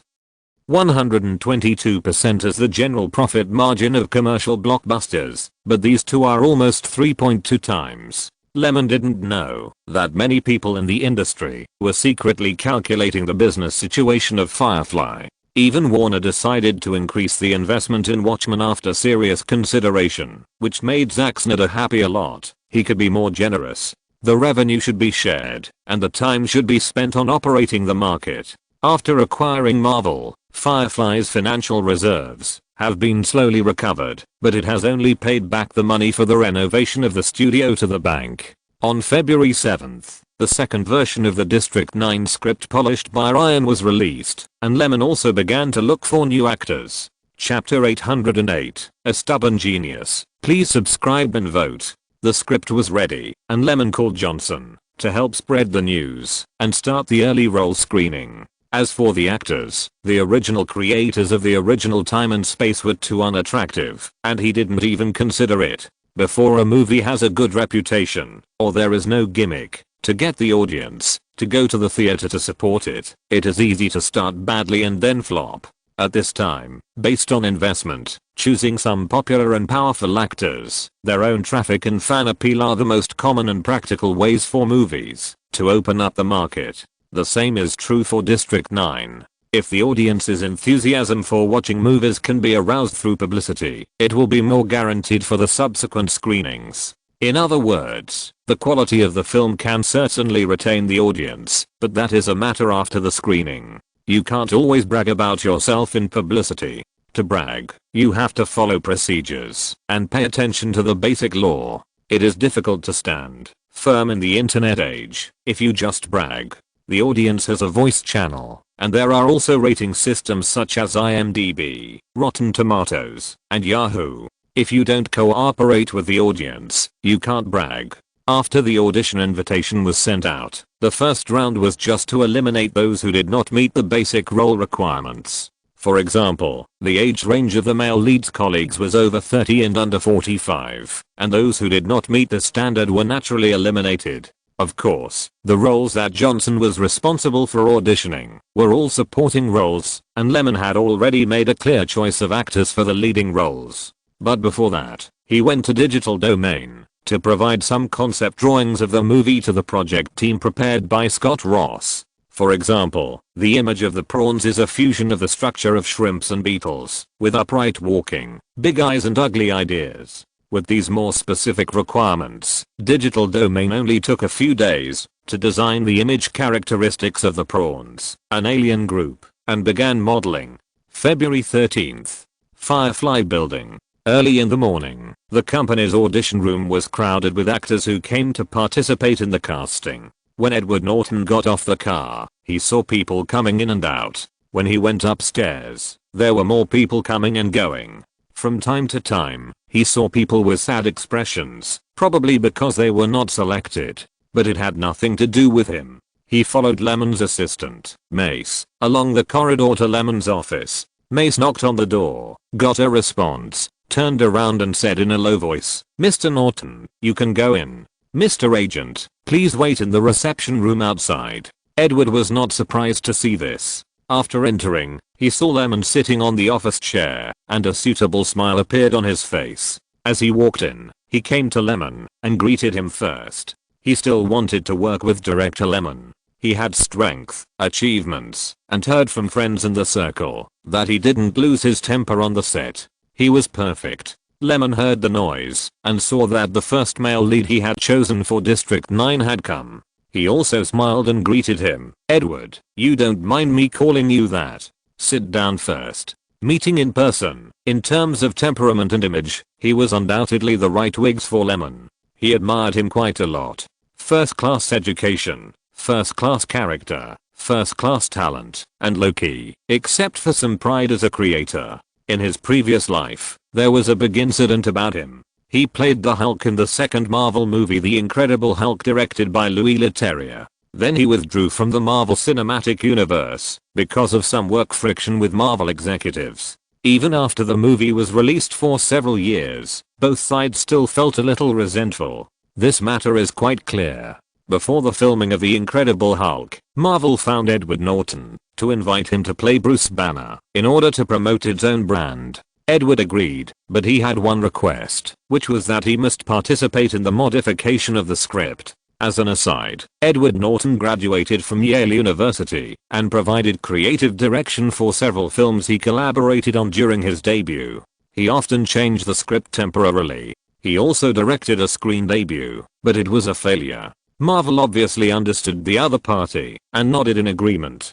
During the filming, the two sides had originally cooperated very happily, but just after the filming was completed, Marvel deleted most of the content modified by Edward in the post-production editing of the film. As we all know, the two sides had already quarreled over this matter when the movie was released, not to mention that the movie was a flop, so the cooperation ended there. When the Avengers project was launched and the Hulk was added, Edward refused because he was always dissatisfied with Marvel's behavior of deleting scenes without notifying him. He thought he just wanted a better script. For this reason, Kevin Feige, who rarely evaluates actors, couldn't help but say that Norton had no team spirit, which shows how stiff the two sides were. From Lyman's perspective, this is a normal conflict of creative concepts, just like the quarrel between Lyman and Kevin Feige now. How to say it, Edward is not suitable for acting in popcorn movies, and he rarely takes such roles. Why? It is easy to have conflicts on the set, and his temper is stubborn. So Lyman didn't consider him to play the Hulk at all, even if he was suitable, but he was not as good-tempered as Mark, and adapted to the Marvel ecosystem. Besides, Mark's salary was low, it was easy to control costs, and he had more advantages. But if it was District 9, he would be very reliable. The performances of this actor in Red Dragon and Fight Club are very suitable for wigs, especially when it comes to the huge changes in mentality. The normal wigs in the early stage and the wigs transformed into a shrimp are two different faces, especially after experiencing those cruel experiments on shrimps. It is a role with two states. Lyman knew that Edward was capable of such a split emotional role. After a while of greeting, he said naturally, "Okay, now let's get to the point. We all know that the purpose of this meeting is to determine the leading actor of my new work." Lyman smiled and said, "You have read part of the script. What do you think?" Hearing this question, Edward blurted out, "The script has a great idea. It integrates the metamorphosis into science fiction. It is a very novel and dramatic concept. So, I like this role very much. Is there anything I can do?" This was said with affirmation. In the past 2 years, this is the best script or the best project he has encountered. By the way, Edward's acting career is really out of touch with the public. The Fight Club that made him famous is a B-level movie, and it lost money at the box office. The Kingdom of China, which conquered the audience with voice and body movements wearing a mask 2 years ago, also lost money. The rest are independent films that are more literary and artistic, such as After Sunset and The Veil. In other words, his status is somewhat mismatched with the market performance, although he doesn't care much about the salary. But he also admitted that, if the box office is not good, there will be fewer good projects coming to him. The investors are superstitious and like to chase successful people, don't they? So, a few days ago, he received an invitation from Lyman for a new work and attached part of the script, and he immediately became anxious. He himself is a filmmaker who writes, directs and acts in his own films, so he can see the prospects of the project better. It has the potential to be a hit at a glance. I read the script over and over again, and picked up Kafka's Metamorphosis and read it again. The more I understand, the more I feel that Lyman is one of the directors he most wants to work with. For this reason, he had already discussed with his agent before coming here, asking him to help him strive for the role of Wiggs. Firefly could agree to any request, even a pay cut. Well, among the new generation of male actors, when it comes to challenging roles, one of Hollywood's choices is Edward Norton, so he is already a first-line actor. Although he is not that popular and his net worth is not high, he has always been popular with the audience. Don't get excited, I just want to talk to you. If it's about acting, then I recognize your acting skills, so I didn't plan to choose Wiggs through an audition. This role has a big range of performances before and after, and it is also the one that needs to be the most outstanding in the whole work. I want to know how you view this role. He was a human first, and then he became a very valuable experimental subject in the eyes of some people. He is a breakthrough in stealing the technology of the shrimp. He can also look at many things from the perspective of the shrimp. The tension of the drama depicts the witness symbol of the constant tug of war between the two positions of humans and alien shrimps. If you're listening to this novel on a channel other than Fanfic World, it means they downloaded and uploaded it without effort. We cordially invite you to visit our channel, Mundo Fanfic Novelos. There you'll find the original version of this story and you can explore many other novels of various genres. We're waiting for you to immerse yourself in a world of incredible novels. Chapter 809 Transition, Subscriptions, Tickets. Edward Norton left with the joy of getting a role. On the day of signing the actor's contract, in addition to the $10 million salary and the box office bonus of incentive nature and risk sharing, he just asked when the filming of the movie would start. Lyman replied that it would be in mid-March or early April. In fact, the crew is almost ready, but the reason for waiting for a while is that another year's Oscars season is coming, and Firefly must not miss this profit platform that has already obtained the qualification to enter. Just the day before yesterday, the organizing committee announced the nomination list for the 80th Academy Awards. Among them, There Will Be Blood, directed by Paul Thomas Anderson, was nominated for 8 awards, and was in great glory. Speaking of which, this is also a frequent visitor to various film festivals. In 1997, he became famous with Boogie Nights, was nominated for an Oscar, and won the Berlin Golden Bear with Magnolia. Of course, the treatment of several works produced by Firefly in the list is also very good.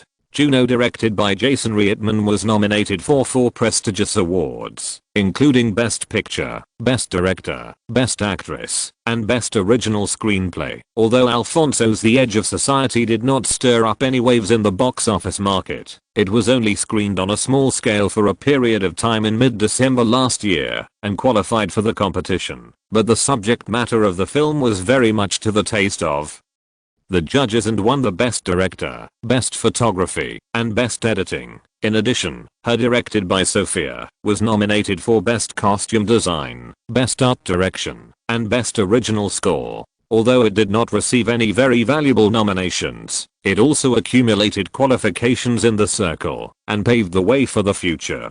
It may also be that the films nominated for this year's Oscars are very strong. Compared with them, Her is indeed a bit lacking, if we count the Best Sound Effects won by Twilight and the Best Supporting Actor, Best Visual Effects, and Best Original Score nominated by The Dark Knight. Firefly's performance at the Oscars this year is also strong.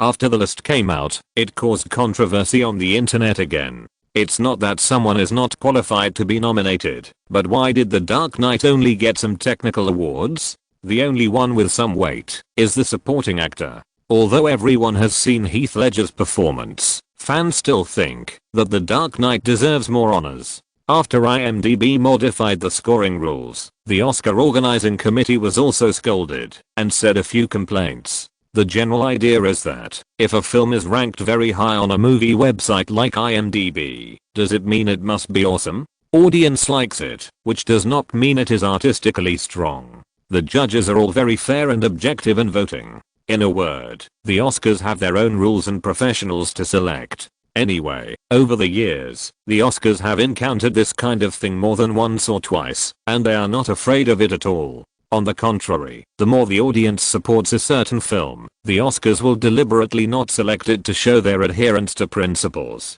The so-called hot favorite must die. There is a reason for it. And the nature of the Oscars is not only understood by practitioners, but also by the audience. It is nothing more than political correctness plus connections. You know, the political influence of the United States is very prominent in Hollywood. Hillary Clinton lost the 2016 election to Trump, which disappointed most Hollywood film and television personnel. As early as the 1980s, when Hollywood implemented its globalization strategy, the US government personally imposed tariffs to ensure that Hollywood movies could open up the film markets of other countries and regions, and formulated a series of international trade policies, including the International Intellectual Property Law, that was a hot topic at the time. Because movies are inherently ideological and can subtly convey cultural views, everything shown in American blockbusters has fooled countless people, spontaneously becoming American sense and shaping the American godhood. Neoliberalism plus capital baptism has caused a large group of people who yearn for it, but cannot go to sing praises every day. Sizzle. This is a new routine of peaceful evolution. How did Big Brother fall? It was fooled. Moreover, why are popcorn movies popular in Hollywood? Because the flashy content is the most popular, has the least cultural regional threshold, and is most acceptable to overseas audiences, and is easy to show the American style. Under the beautiful appearance, the visual pleasure of the cerebral cortex is easily captured. There is a statistic that the Bush administration's anti-terrorism war propaganda exceeded the scale of the US propaganda during World War II. Isn't this a holy war? That is, anti-terrorism is really just anti-terrorism.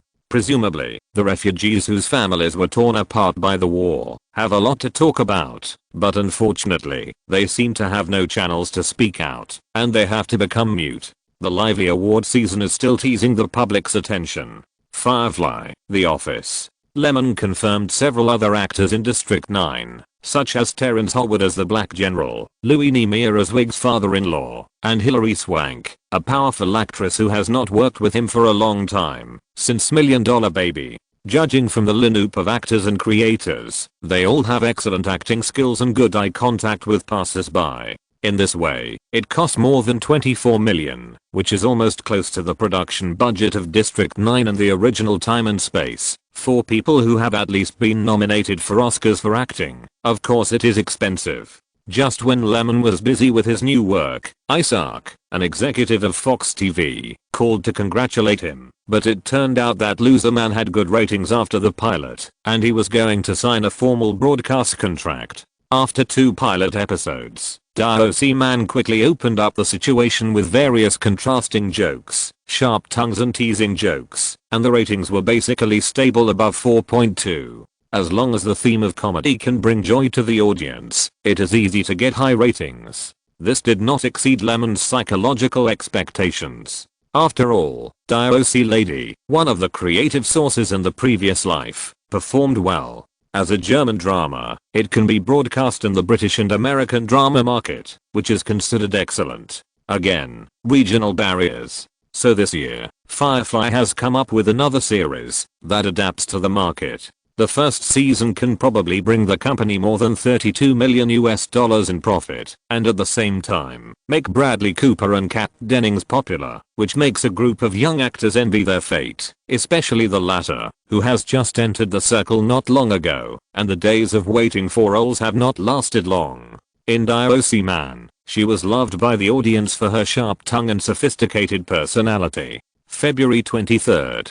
Lemon and Eva started preparing dresses for the Oscars. Since Eva is too eye-catching, dire sponsors came to provide door-to-door service instead of going to other stores to cause trouble. La la la.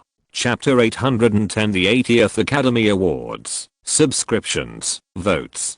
2008, the 80th Academy Awards was still held at the Kodak Theater, hosted by comedian and talk show host Jon Stewart. The atmosphere was hot and ignited passion. On the red carpet were beautifully dressed actresses, and on both sides of the red carpet were waiting fanatical fans and reporters who were just doing their job. This year was no different from previous years. The judges followed their hearts to vote for each award. On the Firefly side, Juno won the Best Original Screenplay, The Edge of Society won the Best Editing and Best Cinematography, and Her won the Best Sound Effects. During the ceremony, the Best Picture was silent for 2 years, and There Will Be Blood, produced by Miramax, which broke free from the shackles, won the award. Harvey once again accurately grasped the needs of the judges. Of course, this is nothing. The only pity is that The Dark Knight only won a Best Visual Technology award in the end, and even lost the Best Supporting Actor award in the original time and space. But at least, Heath Ledger's fate has really changed, hasn't it? If he hadn't died, the Oscars really wouldn't have given a movie that was the top grossing movie of the year any prize of any value, not to mention a superhero themed work adapted from a comic book. You know, comics have always been a very young culture that only the youth market likes and recognizes. Are there any Oscar judges under 30 years old? Most of them are old antiques who lived in the glory of the last century. You expect them to support The Dark Knight, isn't that against their pride?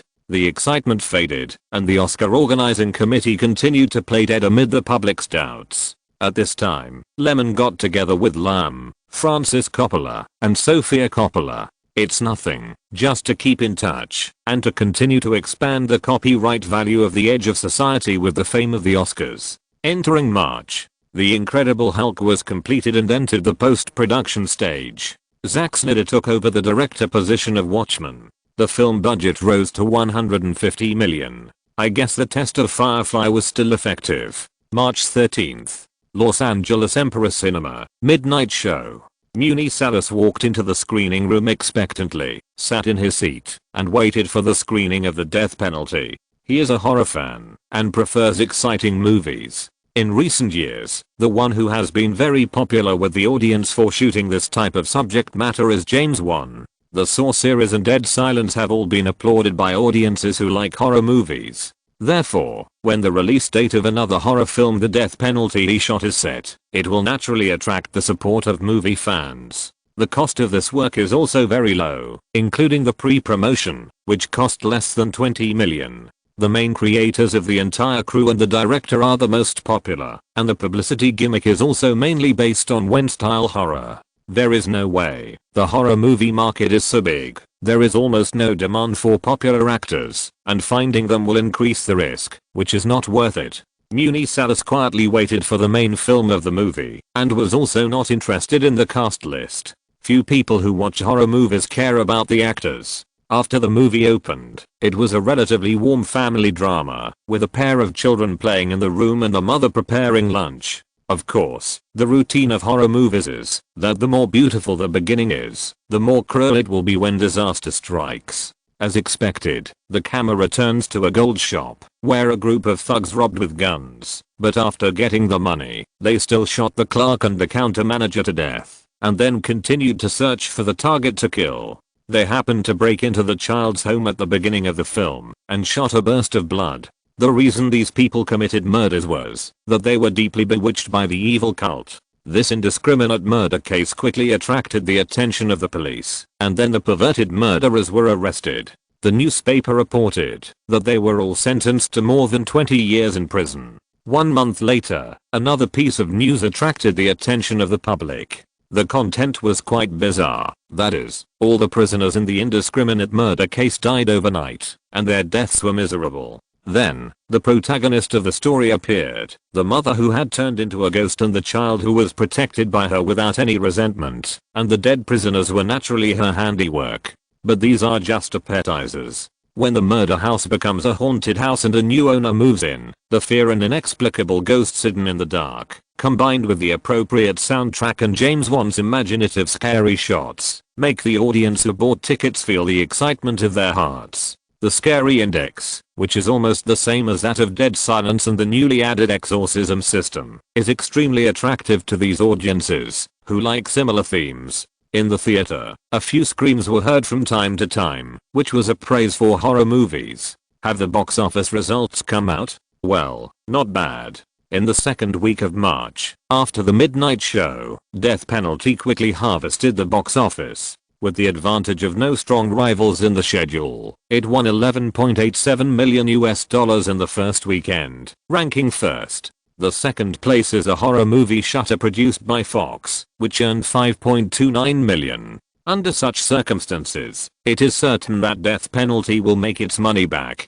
Horror films have always served a specific audience. As long as the quality is acceptable, it is easy to make a profit, but it is difficult to make a big profit. It is considered a representative of low-risk themes. However, 2008 is far from the time to focus on a few low-cost movies. In addition to a slight report in the entertainment section of the media and some heat on the internet, everyone is still very concerned about the financial market. Just in March, Bear Stearns was hit by the volatility of the subprime mortgage market.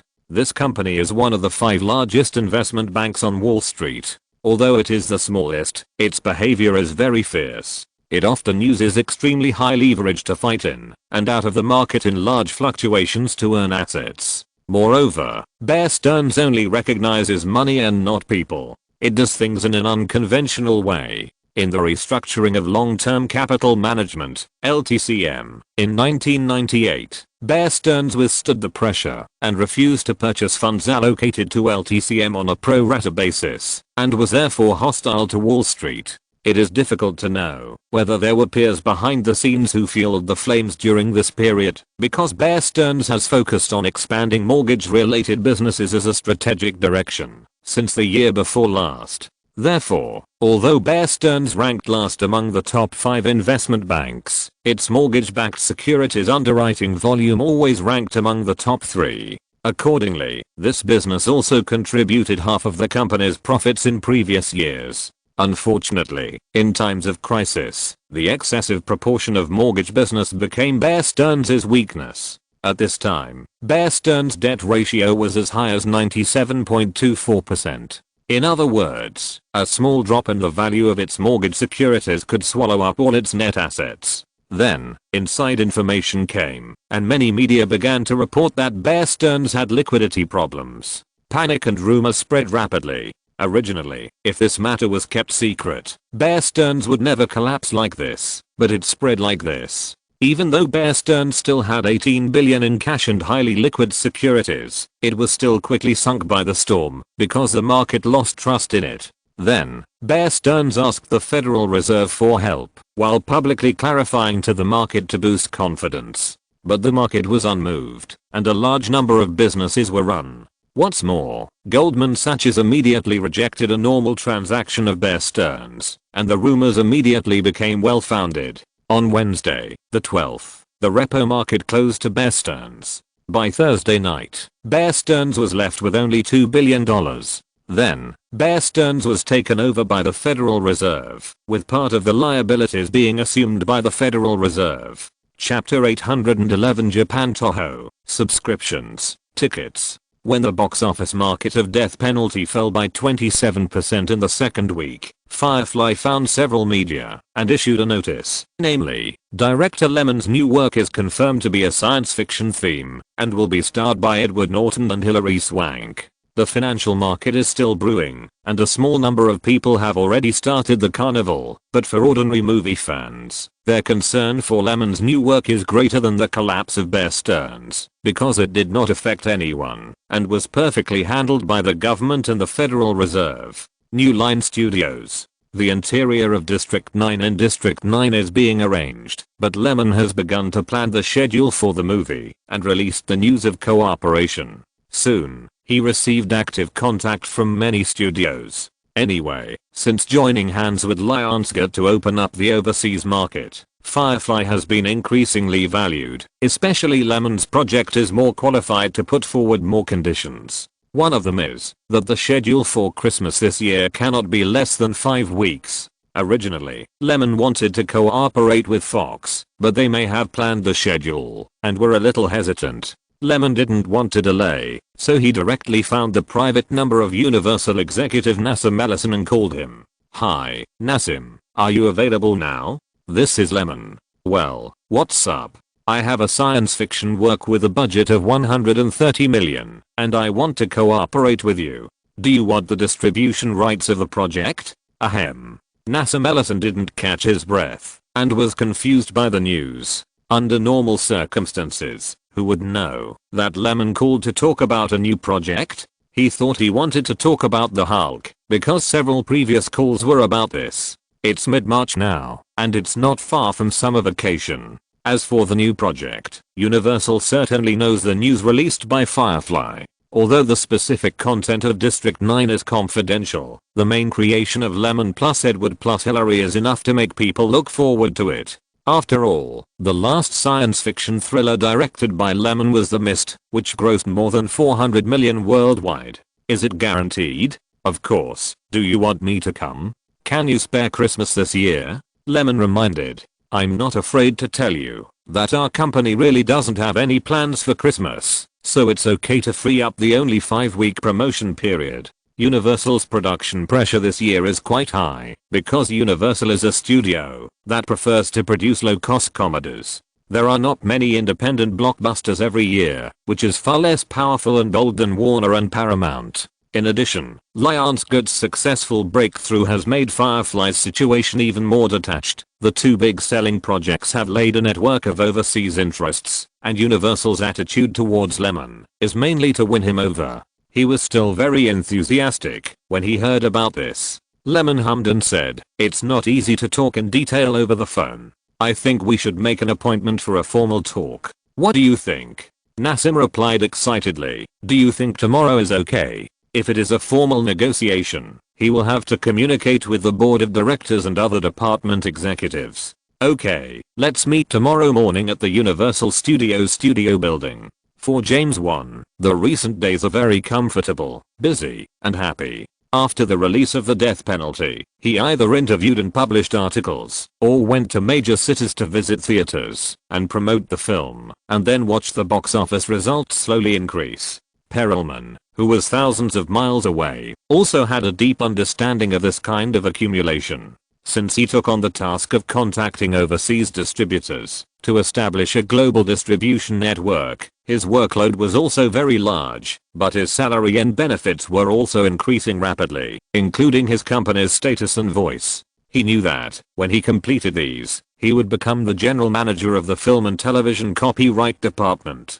This was the boss's promise to him, so he was particularly passionate, and this was also the accumulation of his career. Island Country, Chiyoda-ku, Tokyo, Toho Co. Limited. This media company is now the largest film company in Japan with the most cinemas and box office revenue.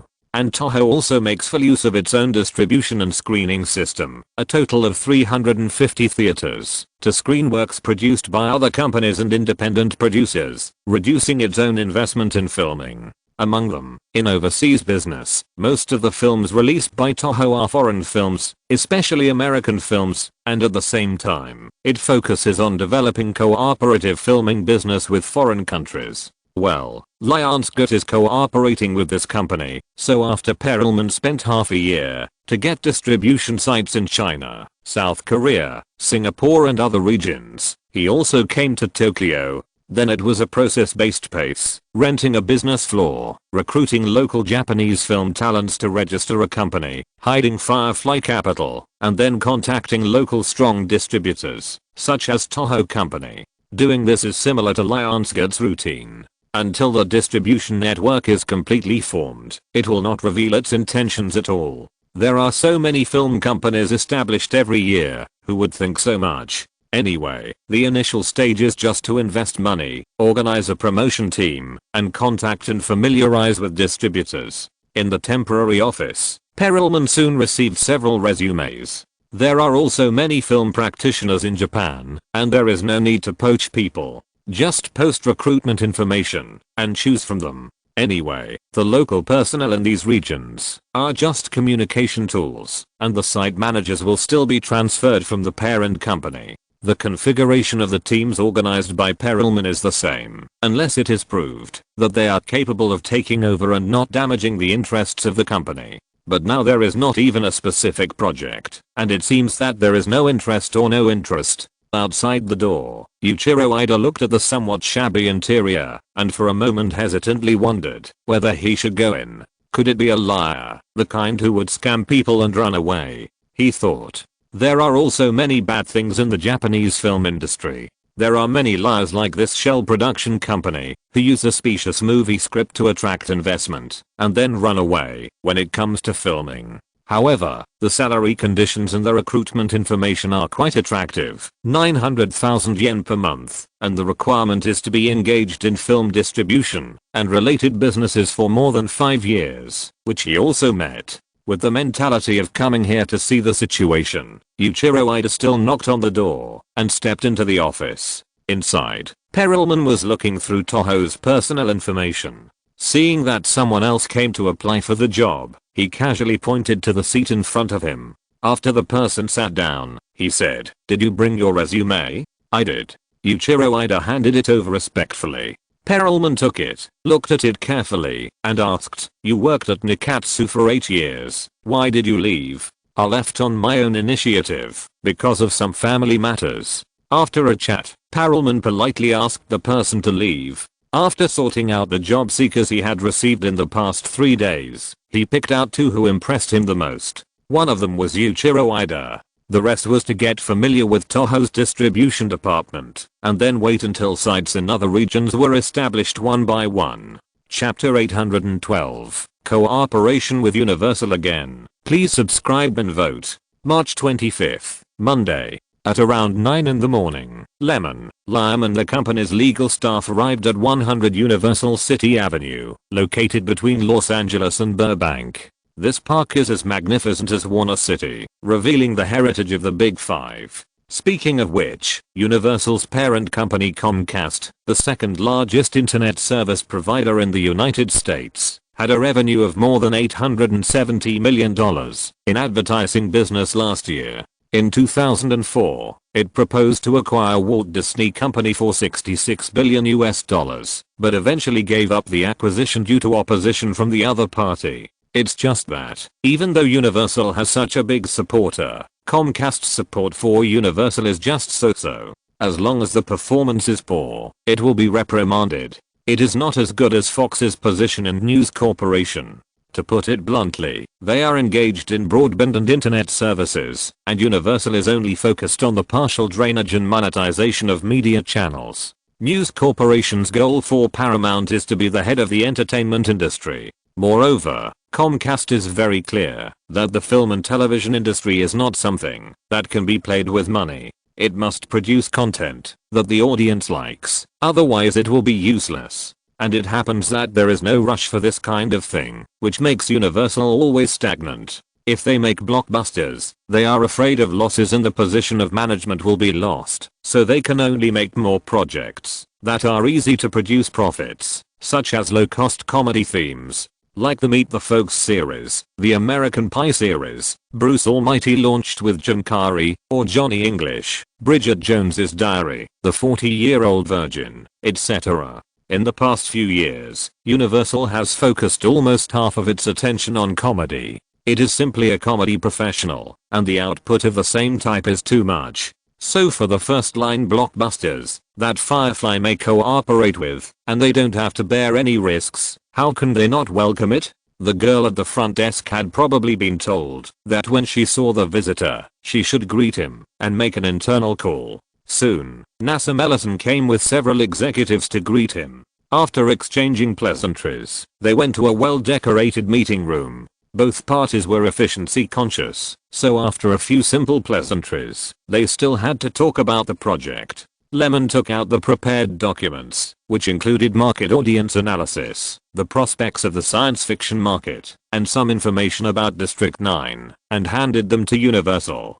Beside him, Lyman said at the right time, "This is the movie that our company has put most thought into preparing recently, with a production budget of about $130 million. The purpose of our visit today is that we have talked to you before about distribution and peripheral promotion. I wonder if you guys."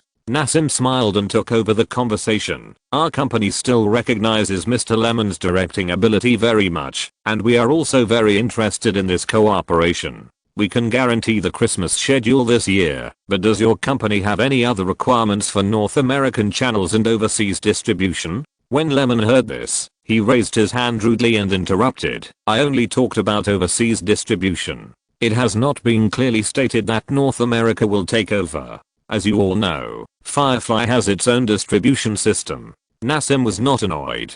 It was not impossible to inquire about or analyze the business strength of Blue Butterfly Pictures. A first-line masterpiece like District 9, which is still an original project, would not be enough in terms of publicity and promotion relying solely on the popularity of Lyman and the main actors, because theater operators would not be able to spare the number of theaters to match it if the Big Five did not help with the distribution. So when he refused so straightforwardly, he just thought it was a price-pulling tactic. Nassim smiled. You too, you can listen to our conditions first. We at Universal are sincere. What if you are satisfied?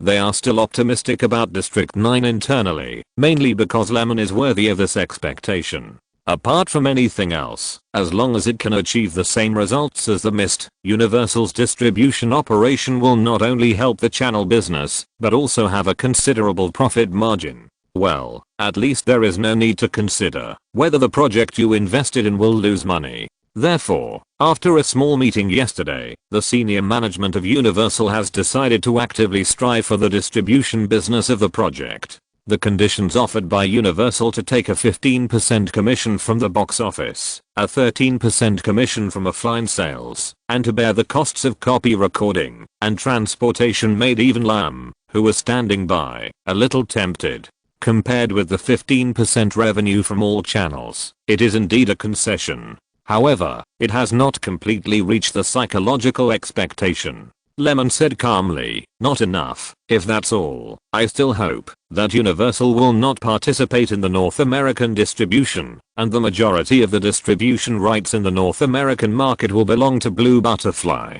You are responsible for communicating with the theaters, and Blue Butterfly is responsible for copying and publicity. How about it? Several Universal executives sitting opposite looked at each other. If this offer is not accepted, combined with the fact that Blue Butterfly must participate in the publicity and distribution, they also roughly guessed a little intention. It is nothing more than expanding the channel business. If you don't want to give up the North American market, Universal's distribution can only be overseas. However, it's too price-cutting. Spielberg didn't say this when he was still at DreamWorks. But it seems that Spielberg doesn't make as much money as him, and he hasn't lost money yet. Nassim thought for a moment and asked, you two are very optimistic about the project, but can you give us a specific expectation? Let me put it this way. Lyman pointed at the information. This is a very creative project, and it is definitely not just science fiction. I think it should be a work that is easier to achieve results than The Mist. Of course, this is just my opinion as a director, for reference only. If other directors said this before they had a feature film, Nassim would not believe it much, but he also knew Lyman's character. He didn't like to brag, and even liked to underestimate. He said that he wanted to surpass The Mist, so it might be a lot higher, such as breaking 500 million worldwide. Moreover, the project is a science fiction movie. Even if it is not as simple as science fiction, the market limitations of science fiction works in overseas markets are not large. Adding the two together, it is still very tempting. Director Lyman, you have your own production company and distribution company. Of course you should know that the factors that affect the performance of a movie are far more than just quality and content. Promotion and marketing account for a very high proportion. I find it hard to believe that Blue Butterfly's publicity channels can promote such a high investment work. If it fails to make progress, the impact on the overseas market will also be huge. If you really do this, the loss will be far greater than the fees charged by Universal Agency.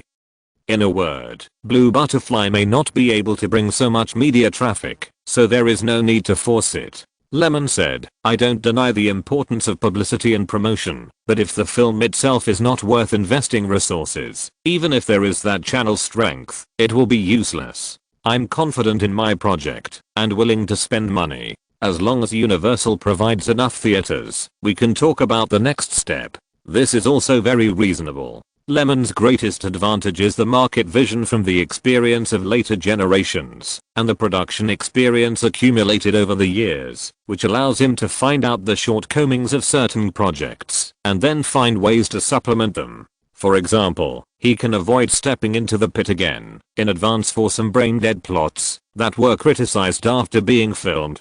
For example, James Wan is much smoother than in his previous life. Sophia was not dragged down by Mary Antoinette, and in the Hulkless project, Marvel reversed the priorities of Bruce Banner and Hulk's dual thoughts and turned it into a Vandal movie. These are all the market experiences that those filmmakers in their previous lives spent a long time shooting, spending their thoughts and trial and error. Just like the failure of the Golden Compass made everyone understand that children's fantasy movies should not be forced to be epic, which simply makes the audience bored. When they enter the theater, they feel deceived by the publicity and then give bad reviews. Everyone at Universal fell into thought. Many people have analyzed the success of Firefly and have come to a conclusion. That is, Lyman's production ability and vision for film selection are the guarantee of everything.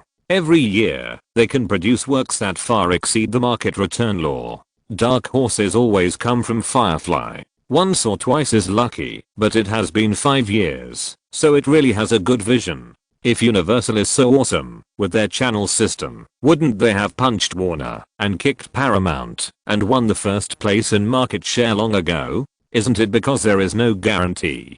Seeing that they didn't speak, Lyman softened his tone. For overseas, Firefly has no ability to intervene. We also agree to the 15% commission. You may not know that when we cooperate with Lionsgate, we all pay 10%, but District 9 is different from Twilight and I'm a Hero. There is no traffic blessing. Well, you understand what I mean. If Lionsgate was not good enough, I would have found them long ago. After all, the original novel of Twilight is sold all over the world, and it is mainly aimed at teenagers. The same is true for I'm a Hero. It has the foundation of Trip to New York, so it is not without foundation. It can easily attract audiences by calling it a sequel. I admit that we don't have enough weight in the theaters to get more support, but this is just a little help, right? In exchange for a project with a budget of $130 million, you don't have to worry about anything. Their eyes converged for a few seconds. Nassim nodded as if he was convinced. Let's talk about the details of the cooperation. Chapter 813. Some people are rich and willful. Please subscribe and vote. The production cost is $130 million, and Firefly can promise to spend another $30 million for pre-promotion. However, in North America, Universal only accounts for 13% of the offline market revenue, not the box office. In addition, the copyright belongs to Firefly, and Universal only has the right to use it for 3 years. The publicity must go through the advertising channels under Comscut, so we agree. Lyman stated his first condition. After several executives of Universal knew that Firefly would not give up the North American box office market, they also gave up this idea. In simple terms, it is a supply and demand relationship. Firefly still has room for choice, and Universal is relatively weak. Since they have decided to cooperate, they might as well earn benefits for the company in other ways.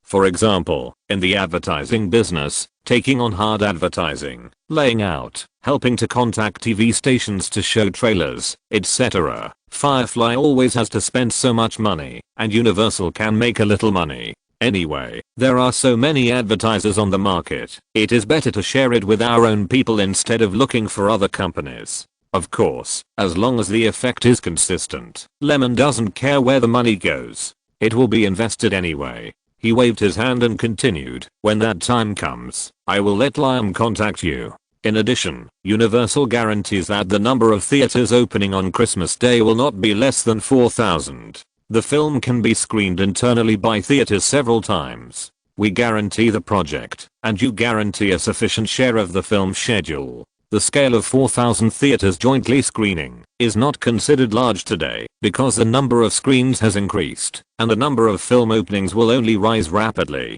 Universal can still provide this resource.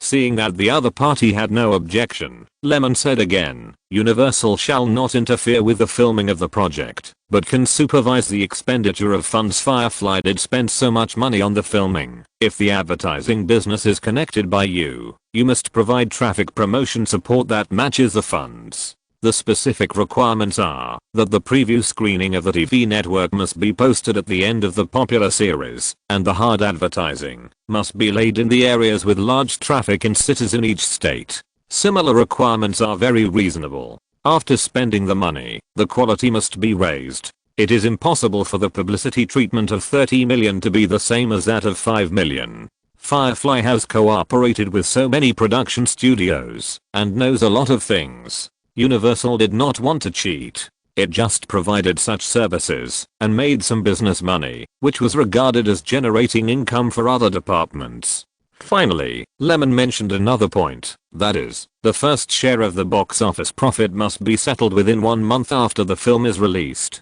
This is a bit unreasonable, not as normal as the previous conditions.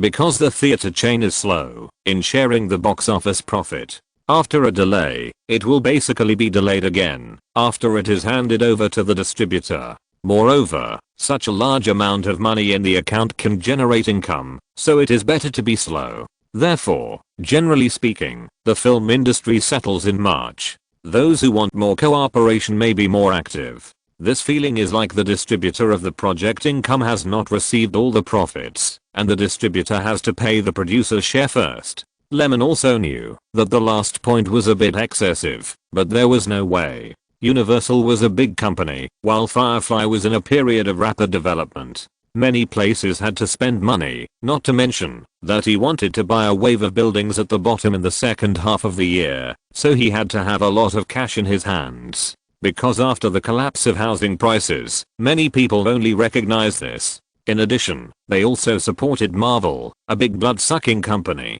Without projects to generate income, many assets were not healthy. Firefly had to continue to set up film projects, do publicity and promotion, and occasionally donate to charity, environmental protection, refugee issues, etc. to enhance the brand image.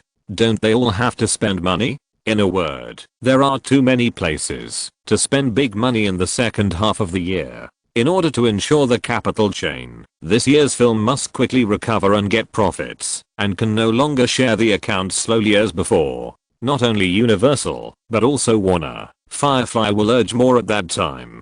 Fortunately, it was just a matter of sharing the money in advance. As long as there was money to be made, Universal didn't care who got the money first, so it just teased Firefly's eager sharing mode and agreed. After finalizing the details, the two parties signed a screening contract. The rest of the matter was even simpler. It was nothing more than signing a completion guarantee with the Fire Foundation, and Universal would send a few financial personnel to supervise the crew's expenditure during the period to prevent Firefly from messing around. For example, we gave so many resources for a good 130 million, but you only spent 8 or 9 million. It was a deception, and the plan was not in line with the standard. After spending 2 days negotiating the cooperation with Universal, Lyman called Johnson again and asked him to ask Andy Serkis if he had a schedule. If so, the intelligent alien prawns in District 9 needed him to provide facial expression capture to reduce the stiffness of pure post-production special effects. In the original film, Lyman did not see how much difference there was between the intelligent prawns and other similar ones. The only difference was the body shape, but it could actually be done better, such as enriching the expressions. Entering April, the North American film market still did not have any outstanding performance. Compared with previous years, the market was only slightly higher because of the production volume. By the end of the third week, Death Penalty had already grossed $28.58 million in North America, $17.68 million overseas, and $46.26 million worldwide. At this rate, $70 million worldwide should not be a problem, which can be regarded as a successful introduction of the exorcist profession in the Conjuring universe. Similarly, Lyman has not been idle these days. New Line Studio. The crew was setting up the shooting scene. Lyman looked at the concept map of the alien weapons on the round table, frowned slightly, and then called Armin, the head of the props team, and said, "It's too small. I want a rough style, a weapon that can match the appearance and temperament of the shrimp. How should I put it? The current concept map feels a bit like the big-headed alien laser guns in Independence Day, but holding it in the hands of the shrimp. Just imagining the picture is not harmonious. too delicate, and does not fit his conception of the alien race in District 9. Lemon thinks that the style of the original version is good, but the premise is that the costumes and props can keep up, and it is not a plastic thing. Armin nodded and turned to Redesin. This is how the props team works. Being rejected is common, especially for science fiction movies. What you come up with in your mind may not be consistent with the director. Even if you have realized a similar style, you may not be able to quickly satisfy the director. In short, it is a process of interpretation that is constantly overturned and pieced together from trivial inspirations. It is an interpretation process that can easily drive people crazy, because the prop master never knows what new ideas the director of the crew will come up with, but fortunately Lemon is not easy to change his mind. Today it is rough, and tomorrow it is small, torturing his own props team. Outside, in fact, is the interior of the studio. The set team built the laboratory of the MNU headquarters, as well as Wiggs's home, and the interior of the spacecraft cabin. These scenes will be solved in this way. After a few days, the actors were in place, and the crew quietly started filming. Chapter 849 Man's Peripheral Promotion. Please subscribe and vote. In the northeast of South Africa, on the highlands of the upper reaches of the Vaal River, is Johannesburg, known as the City of Gold. Of course, the name cannot really be equated with the economy. The Magic City is also jokingly called Little Mumbai. Anyone who takes this seriously is a fool. And to the north of Johannesburg, there is a slum, where the army is stationed. This area was filmed by the crew of District 9 in cooperation with the South African government. Lemon paid $6 million, and the local department happily cooperated.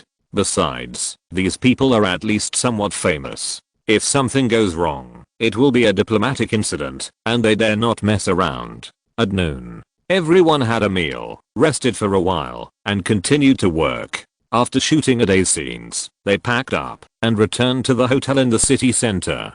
There was also a security team in the car to accompany them. In addition, in most cases, it was forbidden to go out privately. Anyway, they left after shooting the outdoor scenes, and they were not here for tourism. Everyone knew the limits, so safety is very guaranteed, much better than the original crew who were often robbed. April 15th, on the set. More than half a month has passed since the filming of the indoor scenes of District 9 was completed, and the filming took place in South Africa. The scene to be filmed at this time is the conversation between Wiggs and his wife after the transformation. Edward put on his makeup, and many parts of his body revealed the skin shape of shrimp crustaceans. As the script supervisor hit the board, he immediately got into the mood.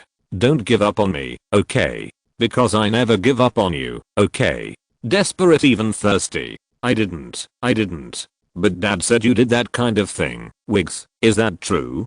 Don't believe him. I just had a little change in my body. I will solve it. I will come back. Cut. Lemon shouted. The cameras were all facing Edward Norton, but the feedback from the lens made him feel bad. Thomas, don't give a close-up. Pull back a little and shoot from the side. Also, Edward, your tone is too soft. Show some anger. Director, I think my emotions are right. He is very confused now. After escaping from the laboratory, there is no place for him. The news and TV stations are reporting that Wiggs took the initiative to have sex with the shrimp, but he knows that the changes in his body are just because he was sprayed with the original liquid. He needs his wife's trust, but he doesn't know how to explain it. He doesn't even dare to meet his wife in this state. Well, in terms of filming, Edward Norton is really too opinionated. When there are different opinions, either he persuades Lemon or Lemon persuades him, but his acting skills are really impeccable. He has full tension and the endurance to suppress it. It's great. Speaking of which, this is actually a different understanding of the role. Lemon shot this scene just to show that Wiggs couldn't help but explode in extreme pain. The misunderstanding of his beloved made him crazy and extremely angry, but Edward felt that the emotions should be lowered, and the pain and depression were all hidden in the fragile tone, the feeling of the abandoned puppy whimpering. Well, a wonderful metaphor. You often care too much about the emotions of a scene. Emotions sometimes come out of nowhere. Wiggs may be extremely fragile or strong. It doesn't matter how he releases this energy, but now I need him to be angry. He was forced to transform and went through those experiments. There is too much resentment in his heart. Do you understand?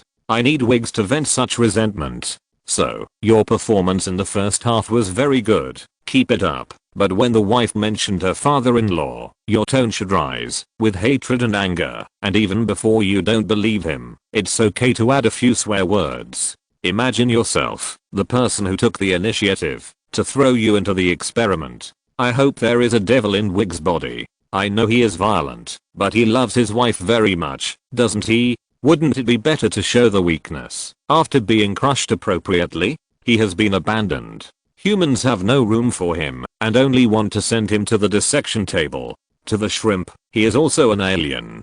The world is big, and he has nowhere to go. He is an unlucky guy, and will go crazy, if he doesn't vent. His outburst is not entirely because of his wife. He is just unwilling and struggling, not crying in pain. He won't cry anymore. Edward frowned, thought for a while, and shook his head. The first reaction is wrong. The wife's momentary doubt made the man who placed all his hopes on his beloved curse and want to die. This is a bigger blow than being an alien. I think after hanging up the phone, we can add a few shots of him pounding the wall angrily and then trying to smash his mutated left limb with a stone. What do you think? Well, anger is enough. Self-mutilation is also a way to vent emotions. You should curse, jump like crazy, walk around, and then try pounding the wall and hitting your hands with a stone to see how it works.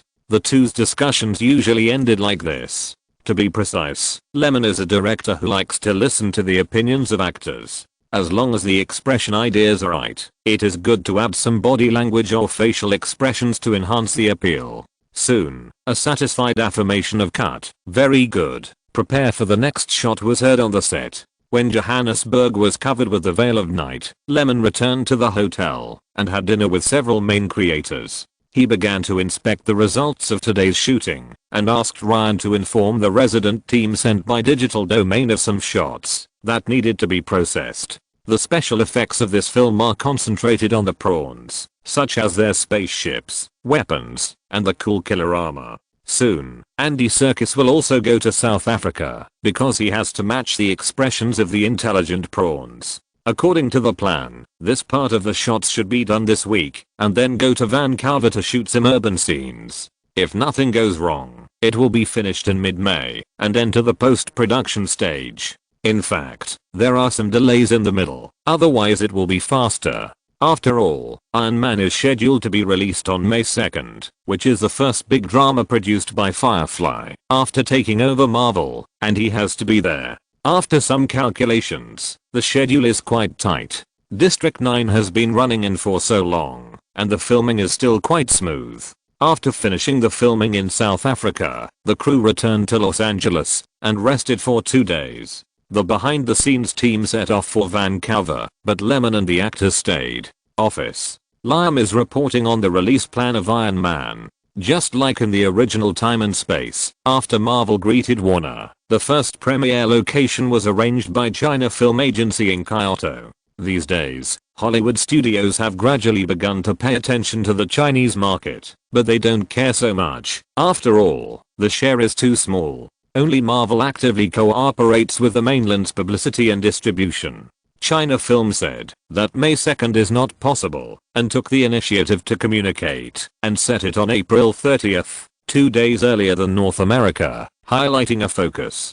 But before the screening, in addition to the publicity investment from Warner, Lyman himself also needs Marvel Entertainment to prepare.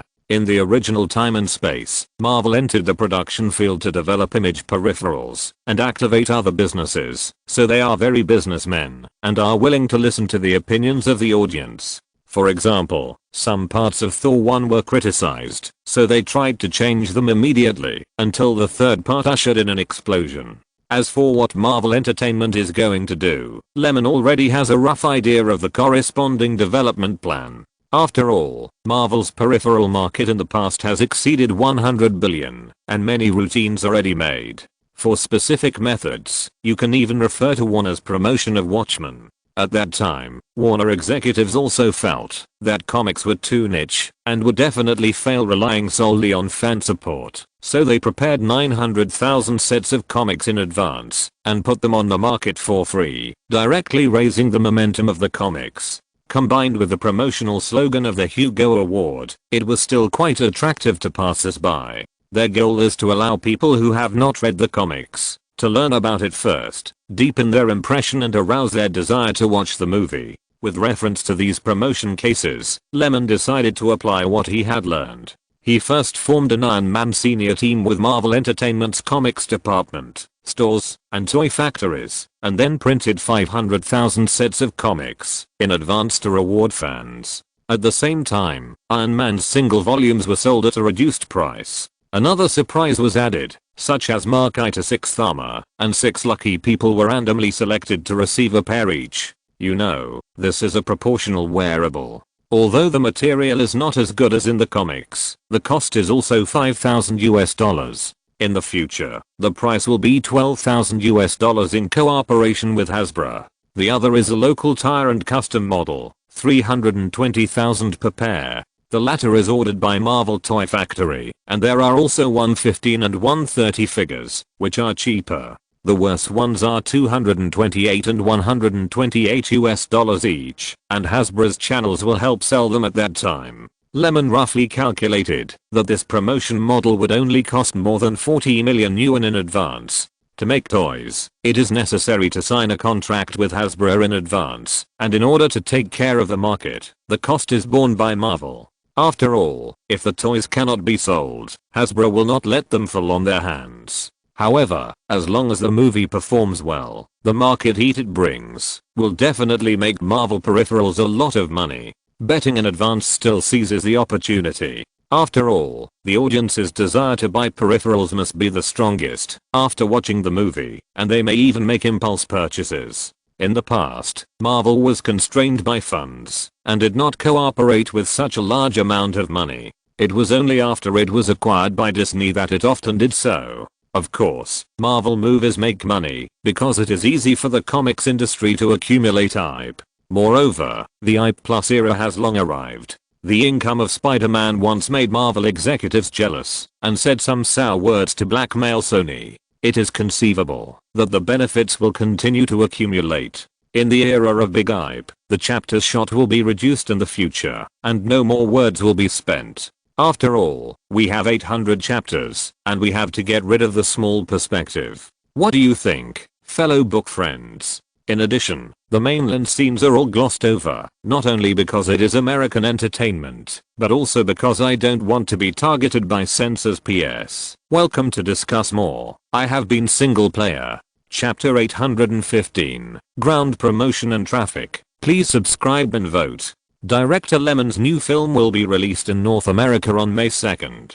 Will Marvel's Iron Man be adapted to the big screen? Can it become a box office hit? Robert Downey Jr. The story of a prodigal son. Warner is making efforts, and the news about Iron Man quickly dominated the audience's attention. Blue Butterfly Pictures, Office. Lyman took the time to inform Lyman of some of the audience's doubts in the recent publicity. Boss, the main problem is focused on the lead actor Downey. Some people dug up the things he did in the past and said some things. Didn't you expect it from the beginning? Keep guiding him. You can't make the audience's impression of him better all at once. It depends on his own persistence and not making mistakes. To put it bluntly, time is the best way to help him wash away those bad deeds. All we can do is reduce the unfavorable public opinion. By the way, didn't Warner agree to let Downey appear on a few shows? Yeah. It will probably be broadcast in the next few days. After the list of the main creative actors was released and no longer hidden, some voices were normal. Now is the internet age. Even if you didn't know Downey, who was once very popular, other people will soon know what kind of person he is after some popular science. There are regrets, complaints, abuses, and encouragements. He has fallen into depravity, and of course he needs to get rid of it himself. Point. Do you have any plans for today? I have to shoot a magazine cover in the morning and an interview in the afternoon. Oh, by the way, the company also needs a group of street photos. I will find a photography team. Robert Downey Jr. sat in the car, listening to the assistant's answer, feeling a little tired, but he also knew that this was because the movie was about to be released. Warner and Firefly and the agency he signed with were working together to promote him, so he dared not refuse any activities, but just showed his best state to respond to those questions that exposed people's scars, as if to confess. He knew that he made a mistake and tried to make up for it, but it didn't mean that he liked to talk about it all the time. Some things are proved by actions, not by words. But the media think differently. They want traffic and dig up topics. What else can they talk about if not the dark history? They won't really talk about the movie, right? If they did, they would interview Lyman. Isn't the director more famous? But that person doesn't give face. In the evening, Downey, who had been posing for a whole day, collapsed on the sofa and didn't want to move until his wife Susan pressed a few times for him.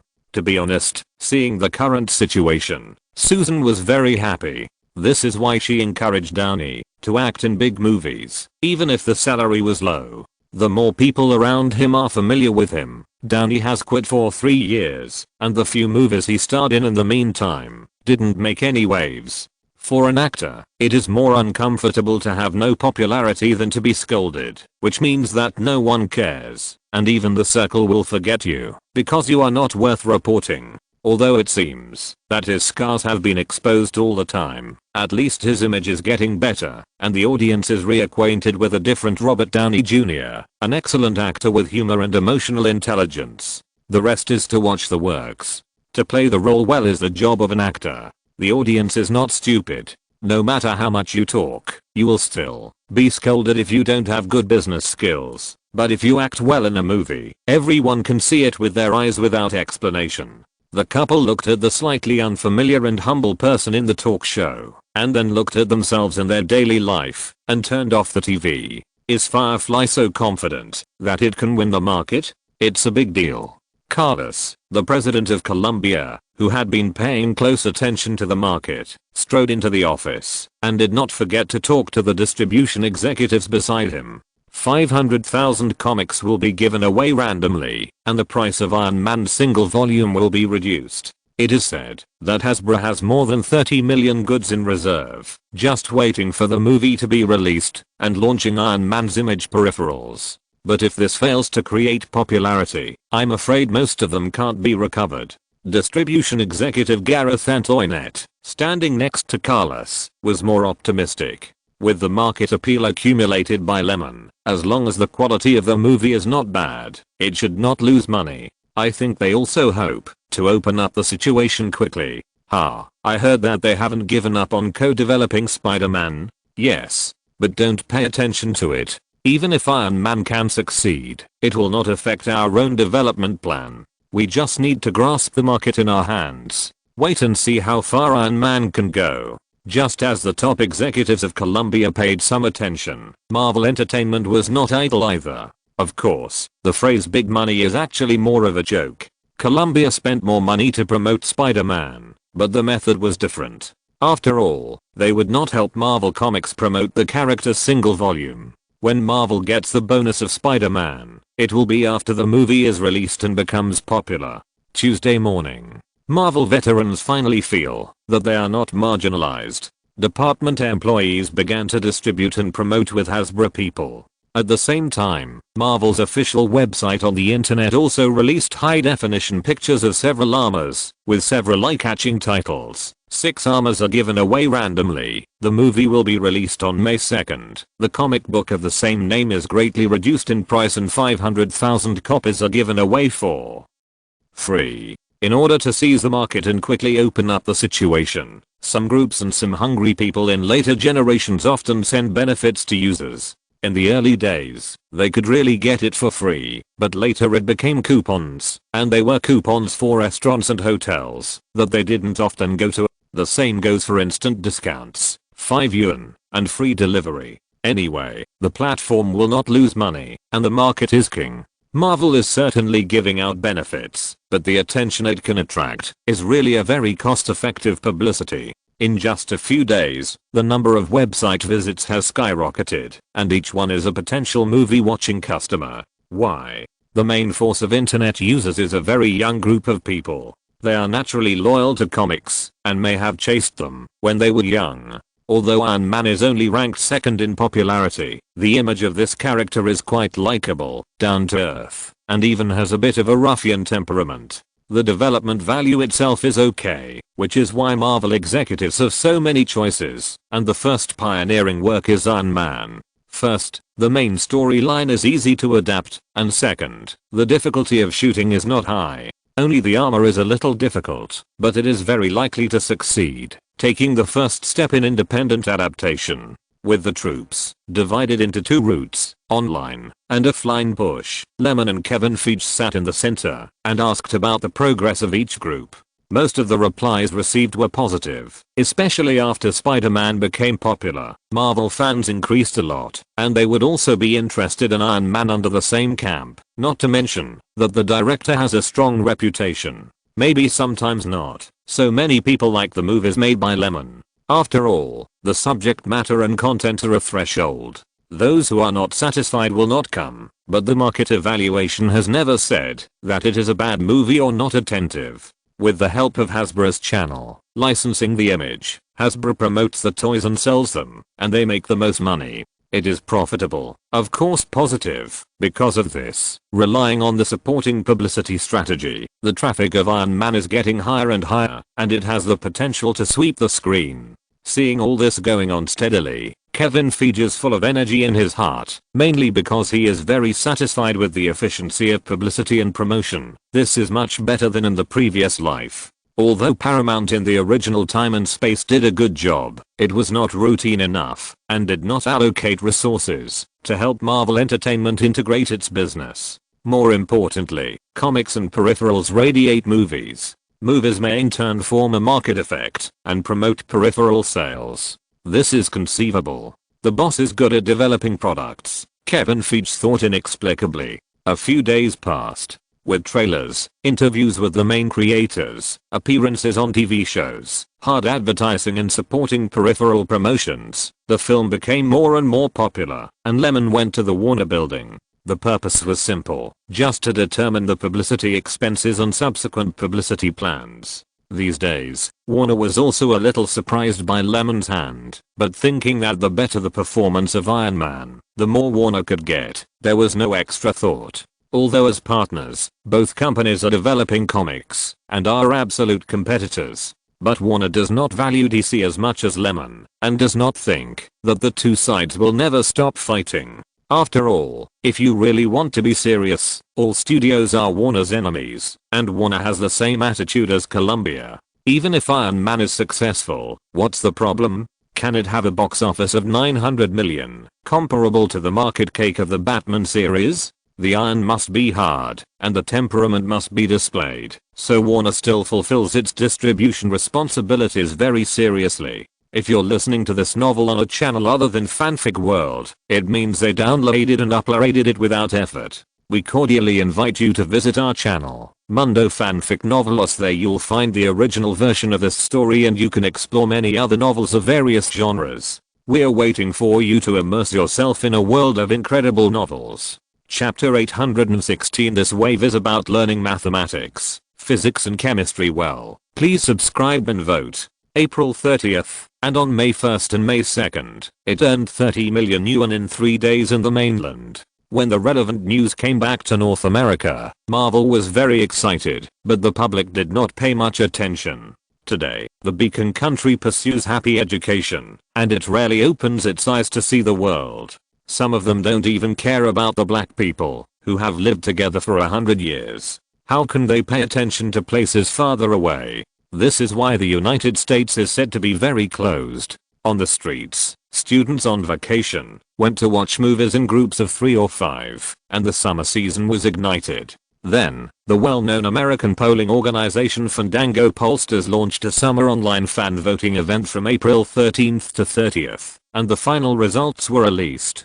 Polls show that Indiana Jones, a treasure hunter who has been away from the big screen for 19 years, has become the most anticipated character, and Indiana Jones and the Crystal Skull has become the #1 popular film in this summer season with an 82% support rate. It is worth noting that 6 of these films with high support rates are sequels, indicating that the trend of Hollywood sequels is still continuing. Among them, Iron Man, with good publicity and marketing, received 65% support as a non-sequel film, ranking second. At night, Iron Man was screened ahead of many blockbusters, and the comedy film Not Me, produced by Sony Columbia, was also released at the same time. In addition to the premiere, the theaters showing Iron Man were also crowded with ticket buyers. I absolutely support the work of my favorite director. The trailer looks pretty cool, but it's a pity that I didn't get the armor, otherwise I would have liked to try cosplay. I've read all the comics, and I just want to see how Marvel makes it.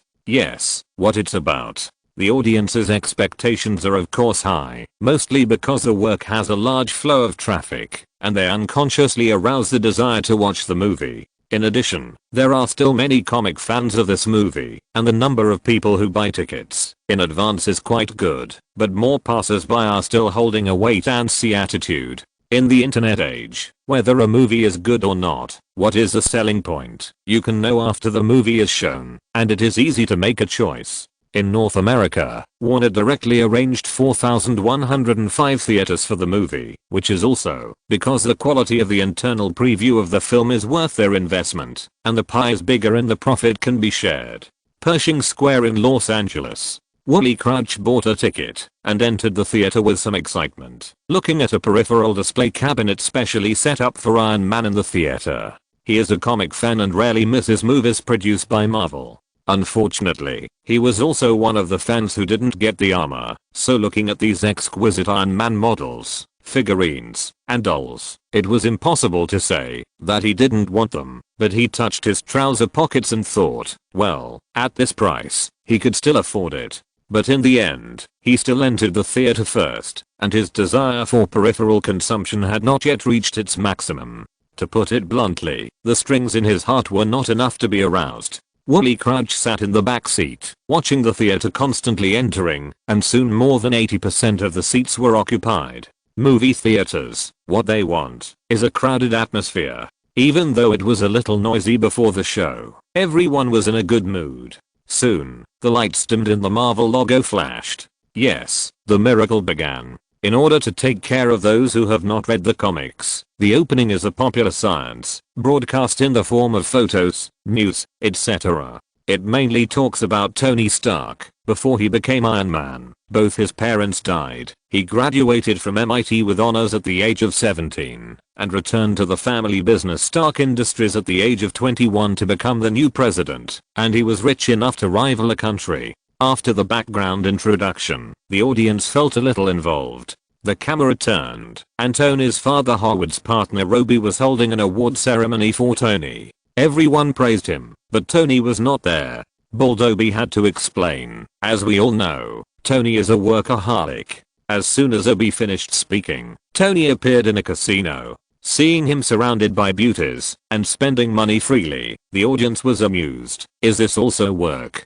Shaking hands with an old playboy, Stanley, in a casual manner, Tony said that he was not interested in these false names in the mumbling of his friend Colonel James, and left the casino. Outside, Christine, a reporter from Vanity Fair magazine, who seized the opportunity, hurried over and asked Tony about his views on Stark Industries' manufacturing of lethal weapons. At this time, Tony was completely a businessman, and insisted that the weapons killing people had nothing to do with the manufacturer. After the interview, the hot girl reporter rolled the sheets with Tony. Growing up overnight. In the morning, it was Tony's artificial intelligence butler Jarvis who woke Christine up, but the man next to her had disappeared long ago. Then Pepper handed Christine the washed and dried clothes, as if nothing had happened, and told her that she could leave. Tony took a luxury plane to the Air Force Base in Afghanistan to demonstrate the power to the army that purchased the Stark weapons order here. Under his control, the missile was launched. The showy Tony turned his back to the launch terminal and slowly opened his hands. Boom. Accompanied by a huge sound, dust and smoke filled the sky, and the scene was shocking. Wooly Crouch fixed his eyes on the screen and silently shouted, "Handsome." Especially the action was very asterisk. After the pretense was over, Tony opened the whiskey to celebrate. Everyone on the scene was very satisfied, and the 500 million order was also stable. When leaving, Tony refused to go with General Rhodes and took the initiative to choose a happy jeep.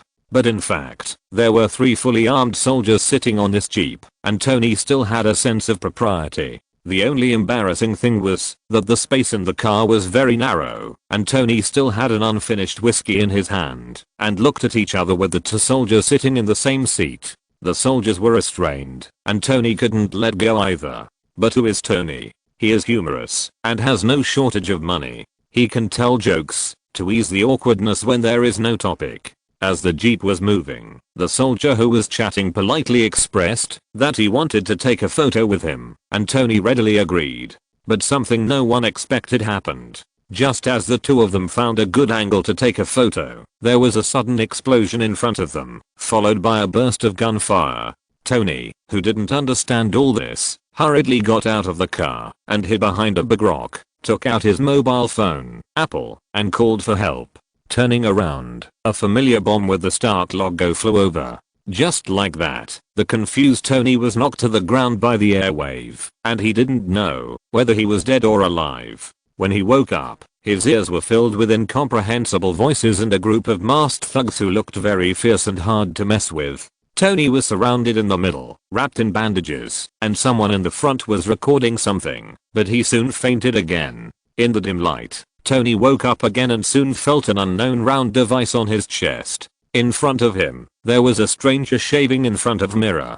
"You'd better not move." The stranger noticed that Tony had woken up and reminded him. After a conversation, the stranger introduced himself as Ethan, a doctor. It was he who took out the shrapnel in Tony's body and saved Tony's life. However, there was one thing: the conditions were limited, and there was still a lot of shrapnel left. As for the round device on Tony's chest, it was an electromagnet, and the other end was connected to the car battery, which could slightly prevent the shrapnel from moving into the heart. At this time, there was a movement at the door, and Ethan hurriedly asked Tony to raise his hands and hold them to the back of his head. It was the gang of thugs who appeared again, led by a big beard. The big beard said something incomprehensible, and Ethan translated it from the side. It was not until now that Tony realized that this group of people kidnapped him for the powerful missiles demonstrated before, and then the big beard and his men took Tony to visit their camp. Most of the weapons in the camp were printed with the Stark Industries logo, which was really self-defeating and ironic.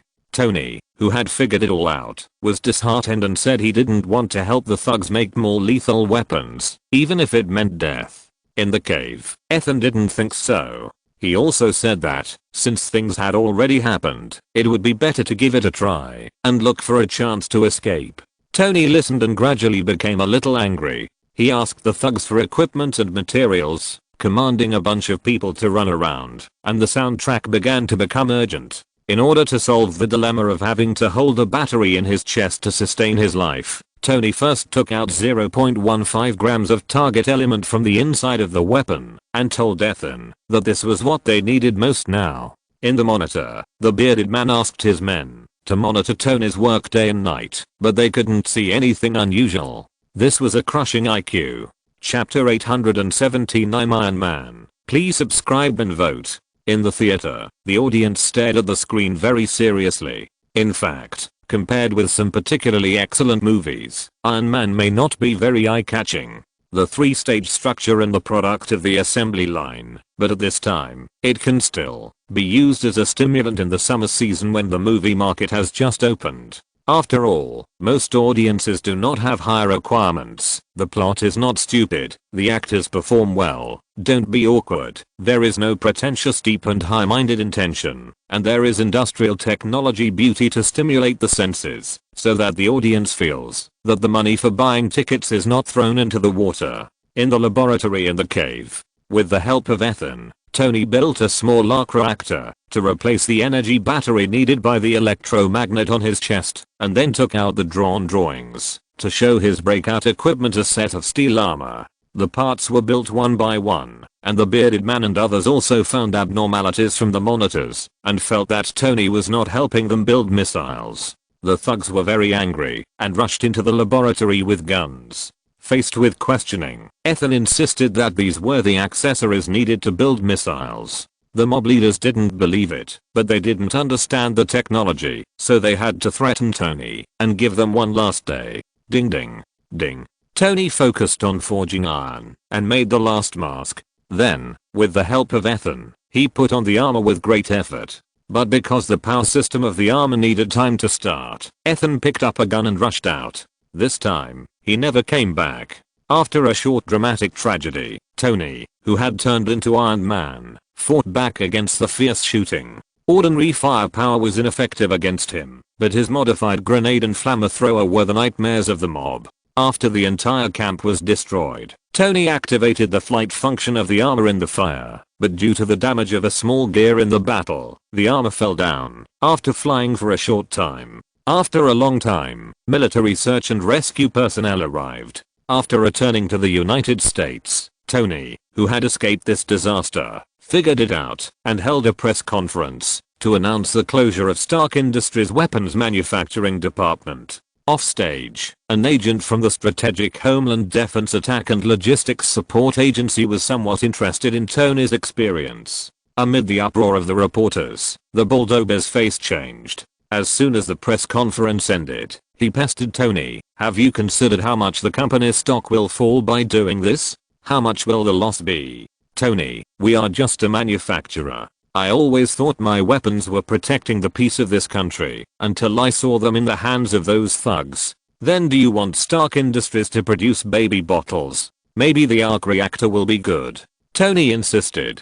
Obi mocked. The reactor was just a gimmick when it was first built. There is no money to be made from it. Seeing that Obi was still questioning, Tony had to show him the small reactor on his chest. Obi was a little surprised and looked at it a few more times. "Point, do me a favor and burn it with these clothes." There was a burst of laughter in the theater. But it was the scene of Pepper helping Tony replace the new generation of arc reactor, just like taking out Tony's heart with difficulty. Especially the expression on Pepper's face was very funny. After the replacement, Pepper felt that the old reactor was not broken, so she kept it as a souvenir gift or something.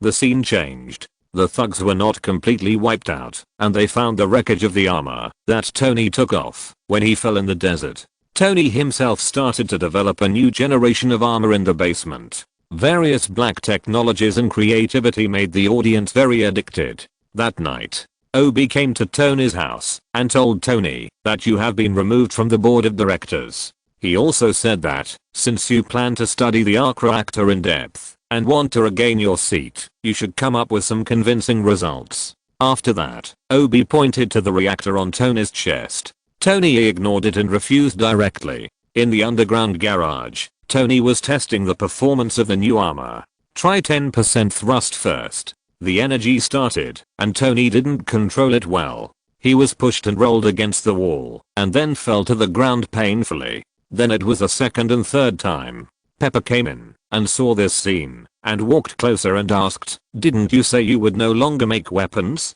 This is a flight stability experiment, completely harmless." Tony answered seriously, and the charging sound rang out. The next second, he crossed a white line and rushed into the sky at high speed. The audience was very happy, but Tony also succeeded. This guy even had a wild imagination and introduced the control system of the armor to the intelligent butler Jarvis, and then tested the highest flight altitude that the armor could withstand in one night. Compared with the first generation of Mark, the second generation of silver and red armor is obviously a cool temptation that every boy can't resist. Which teenager has not fantasized about showing off technology? Therefore, this high altitude shot lasting more than a minute made the audience in the theater feel ups and downs. There is nothing else, just handsome. However, due to the high altitude, a thick layer of ice formed on the outside of the armor, and then it lost its response. The armor fell from the sky, and the audience's hearts fell with it during the high-speed fall. But when the ice covering the armor melted, Jarvis immediately restored the power system. Excited Tony returned home, but the armor stalled again and directly smashed Tony's luxury sports car. But Tony, who got the data, directly replaced the second generation armor with a military titanium assembly shell, which greatly increased its anti-freeze ability. At the dance party, Christine found Tony again and told him that a town called Jamila, Ethan's hometown, was attacked by terrorists and the weapons used by those people were produced by Stark Industries, and attached several high-definition photos. Tony went to the company headquarters in anger and asked Obi what was going on. Obi did not hide it and told Tony directly that it was because of your decision that the company suffered huge losses, so we rejected your proposals and now you have been removed from the list. After that, he patted Tony on the back and turned away. But what Obi didn't know was that Tony put on the improved armor when he returned home and flew to Grammy quickly, bringing a wave of justice from the sky. Kill the mob, rescue civilians, and destroy all the mob's lethal weapons. At night, Obi found the mob leader, and the conversation between the two finally let the audience know that he was the planner of the kidnapping case, with the purpose of killing Tony and taking charge of Stark Industries. As a result, the mob coveted missile technology and did not kill Tony, but let him escape. In order to get weapons assistance, the leader also showed Obi the remains of the first generation of armor developed by Tony, saying that Tony destroyed the camp with this. Obi looked at the small hole on the chest of the armor and remembered something inexplicably. He was a little excited and asked his men to take away the remains of the armor collected by the thugs. There is a small detail here, that is, after Obi sat in the car and ordered to build a research and development room, 6 tentacles and a skull pattern appeared on the back of his neck.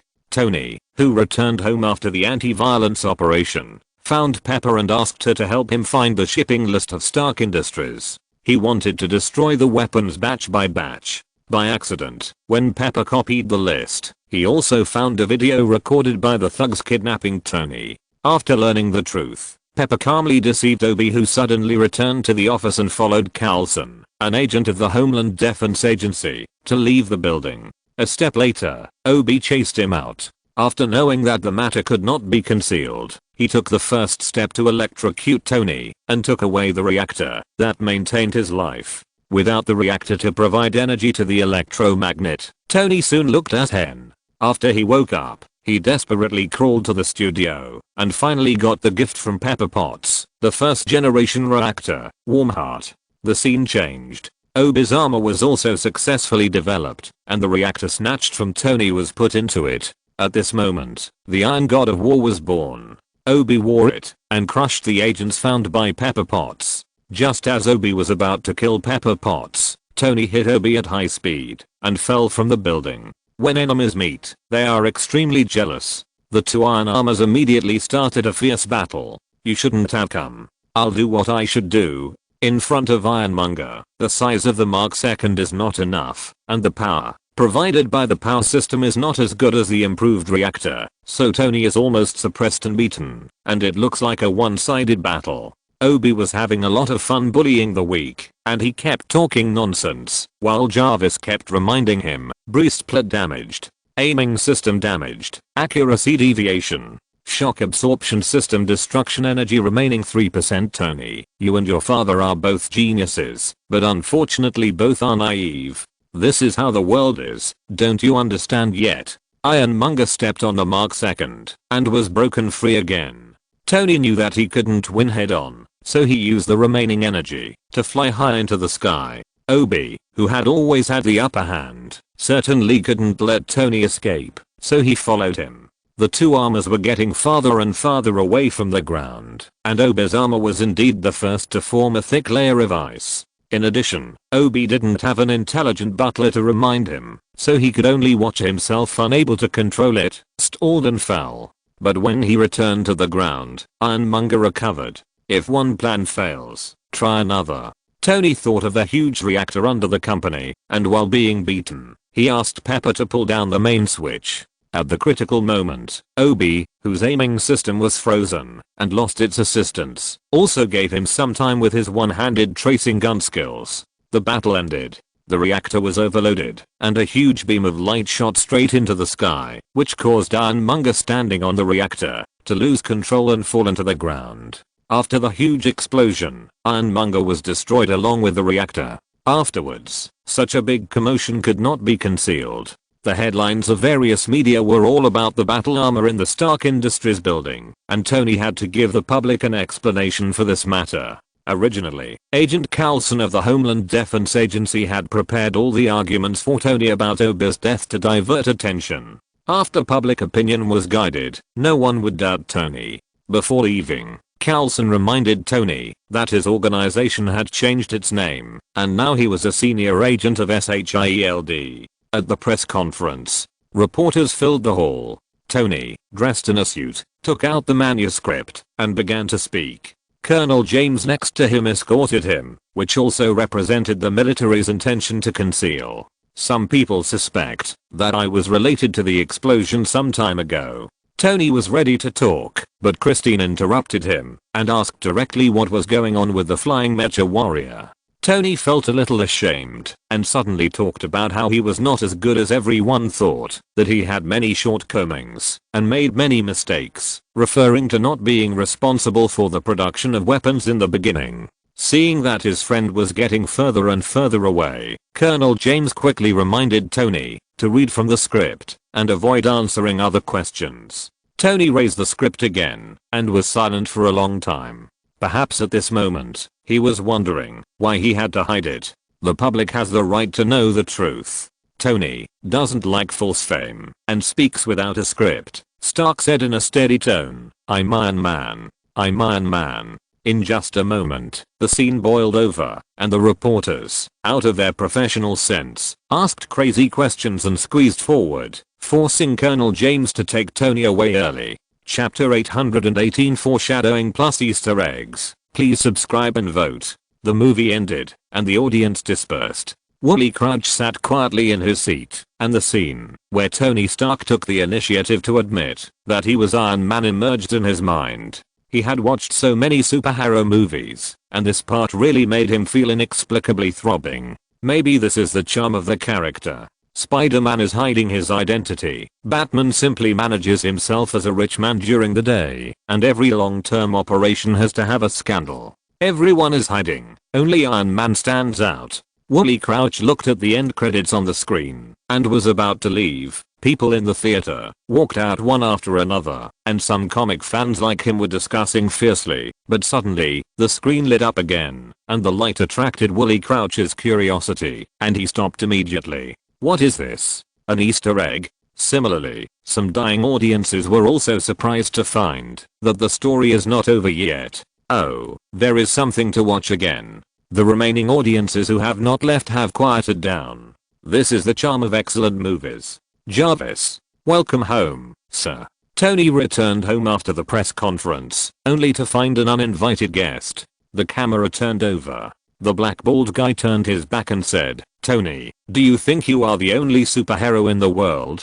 The universe is infinite, but what we know is limited." It was full of pretentiousness, but Tony didn't buy it. "Who are you?" At this moment, the big guy had completely turned around, and the camera was turned to his face, with an eye mask. "Nick Fury, director of the United Nations SHIELD." Oh. It seemed very cool. Tony reacted coldly. Nick Fury was not annoyed, and smiled and said, "Let me talk to you about the Avengers." The passionate music sounded, and the screen went black again, leaving the audience a little confused. "What do you mean? The Avengers? Is it an organization? You haven't read the comics? That's the place that manages Marvel superheroes. Wow, it sounds awesome. I don't know how to shoot it later.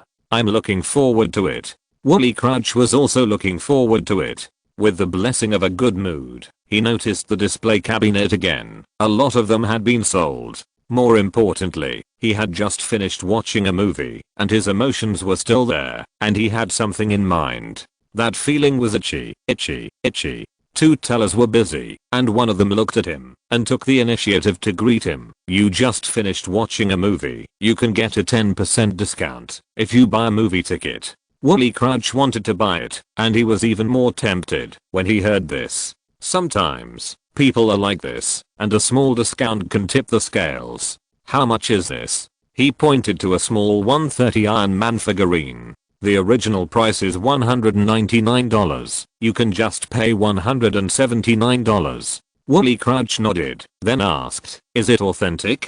The cashier smiled. "It was made before the movie was shown. Look at the base of this figure. It says Marvel, and there is a string of letters and numbers below. This is their unique number. Excuse me, do you have a computer at home? Yes. Then go home and search the Marvel official website. Every code on it is recorded. You can check whether it is real or fake. Wooly Crouch had no problem, paid for it, and went home happily. Similar promotional methods were repeated in hundreds of multi-screen theaters across the United States after the screening of Iron Man. Even if the theaters could not buy it, Hasbro stores were selling it. Anyway, Marvel and Hasbro were determined to capture the hearts of fans while the movie was the hottest, and then take money out of their wallets. Even if there was no money at the time, the students had to borrow some money from their parents to buy it. If they missed this opportunity, they would never have the chance. Oh, discount. That night, the cinema chain owner was delighted with the attendance rate and the profits from the movie ticket sales, while Hasbro was cheering for Iron Man's peripherals, because many distribution points called to request replenishment soon, which showed how enthusiastic the fans' demand was.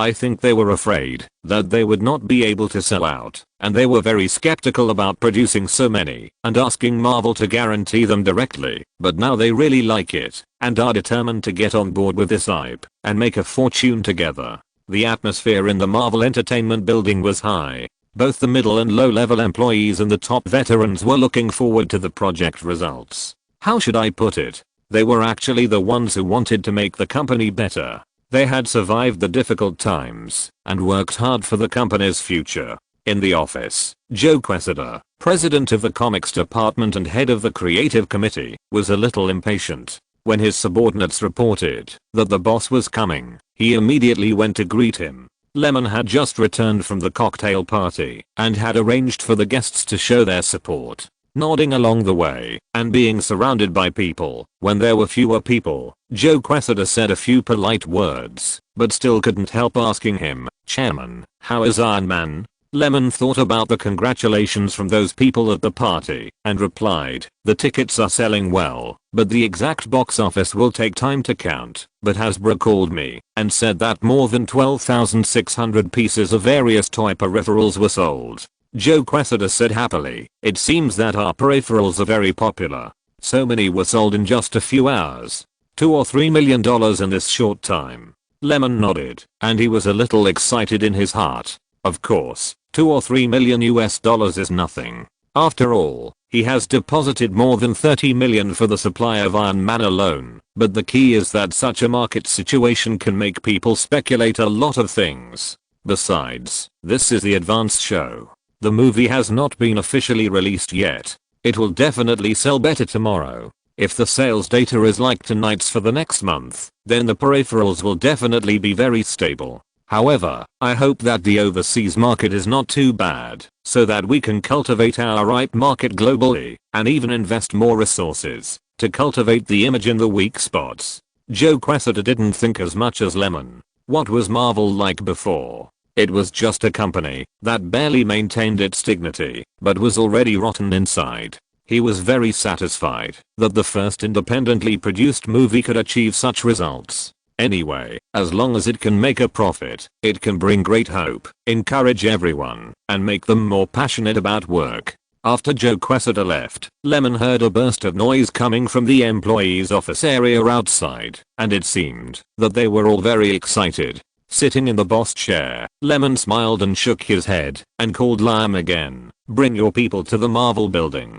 I have some ideas about the peripheral licensing promotion.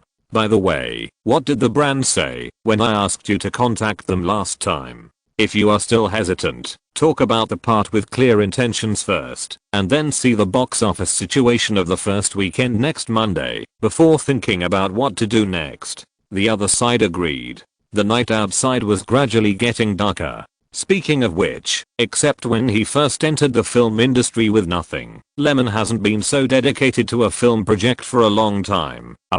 Chapter 819. Brands on the sidelines. Please subscribe and vote. Communicating with brands has been ongoing since the film was finished, but progress has been slow. In his previous life, Lemon visited a joint authorized store selling genuine Marvel peripherals. There were hundreds of dazzling image products, which all showed how profitable and extensive the Marvel hype was. Keychains, mugs, t-shirts, shoes, dolls, wall lamps, bobbleheads, dolls, and even electrical appliances such as waffle makers, ovens, and even Coca-Cola, snacks, and other products that can be profitable. Of course, the profit ratio that Marvel can obtain from most of the authorized products is relatively low. But think about it, Marvel only provides image popularity, the production line belongs to the manufacturer, the channel belongs to the manufacturer, and even the sales operation needs the manufacturer to pay. In this way, it seems that there is nothing that cannot be satisfied. After all, Marvel has received rewards without spending much effort.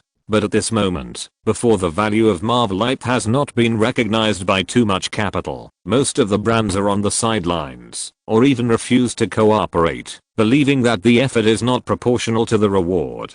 For example, Lyman wanted to find a clothing manufacturer to jointly launch the same style as Iron Man, including children's clothing, couples clothing, etc. It's nothing more than adding some Iron Man element to the clothes, printing a head portrait, etc. It's actually very easy to do, and Marvel only takes 10% of the profit. Even so, there was still no response from the manufacturer. Lyman can understand the concerns of the store owners. He has experienced this kind of behavior of cutting meat for nothing many times. Which time did he not need to calculate carefully? After all, even if the same style is not launched, the clothing of the manufacturer still has a certain share in the market. If the new revenue does not exceed the part of the revenue cut after agreeing, then what is the use of such cooperation? In other words, if you don't generate income for yourself, you can generate income for Marvel? Are you kidding? In other words, the biggest problem for Marvel to develop the peripheral market now is how to make the brand owners believe that cooperation is a win-win situation, rather than a thankless job where the operation makes profits for the authorized party, but the company pays so much, but makes no money. Lyman had a rough idea of these things in his mind, because market data will never lie. Tonight, the sales data of Iron Man figures and models are the best chips to prove that Marvel images can be valuable. For the rest, even if we talk to each company one by one and summarize the market, putting an excellent performance table on the brand's table is the most touching. After Lyman came, he brought Lyman some good news. First, Hot Toys agreed to undertake the high-detailed simulation toy products of Iron Man in Marvel series images. This company is the well-known manufacturer located in Hong Kong, but it is famous in the model industry for pursuing realistic details and small-scale handmade production. The business route is relatively high-end, so the price of Hot Toys' products is much higher than similar products. The reason for cooperating with them is that Hasbro goes for volume, Hot Toys goes for quality, and Marvel's own toy factory goes for local tyrants and customized models to meet the needs of audience fans with different needs.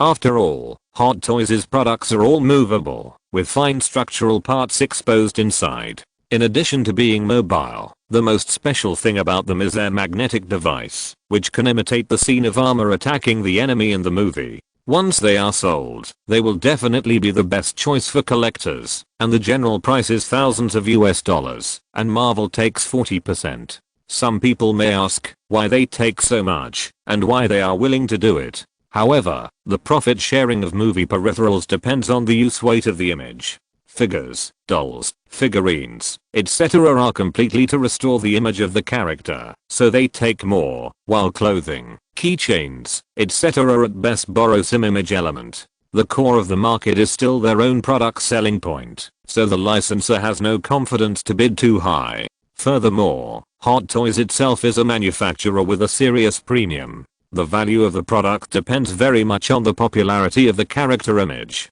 They will not produce those unknown ones at all, because no one will buy them. They eat the fans' money. Then Hasbro is a big company, and Marvel only takes 22%, right? It all depends on the difference in demand between the two parties.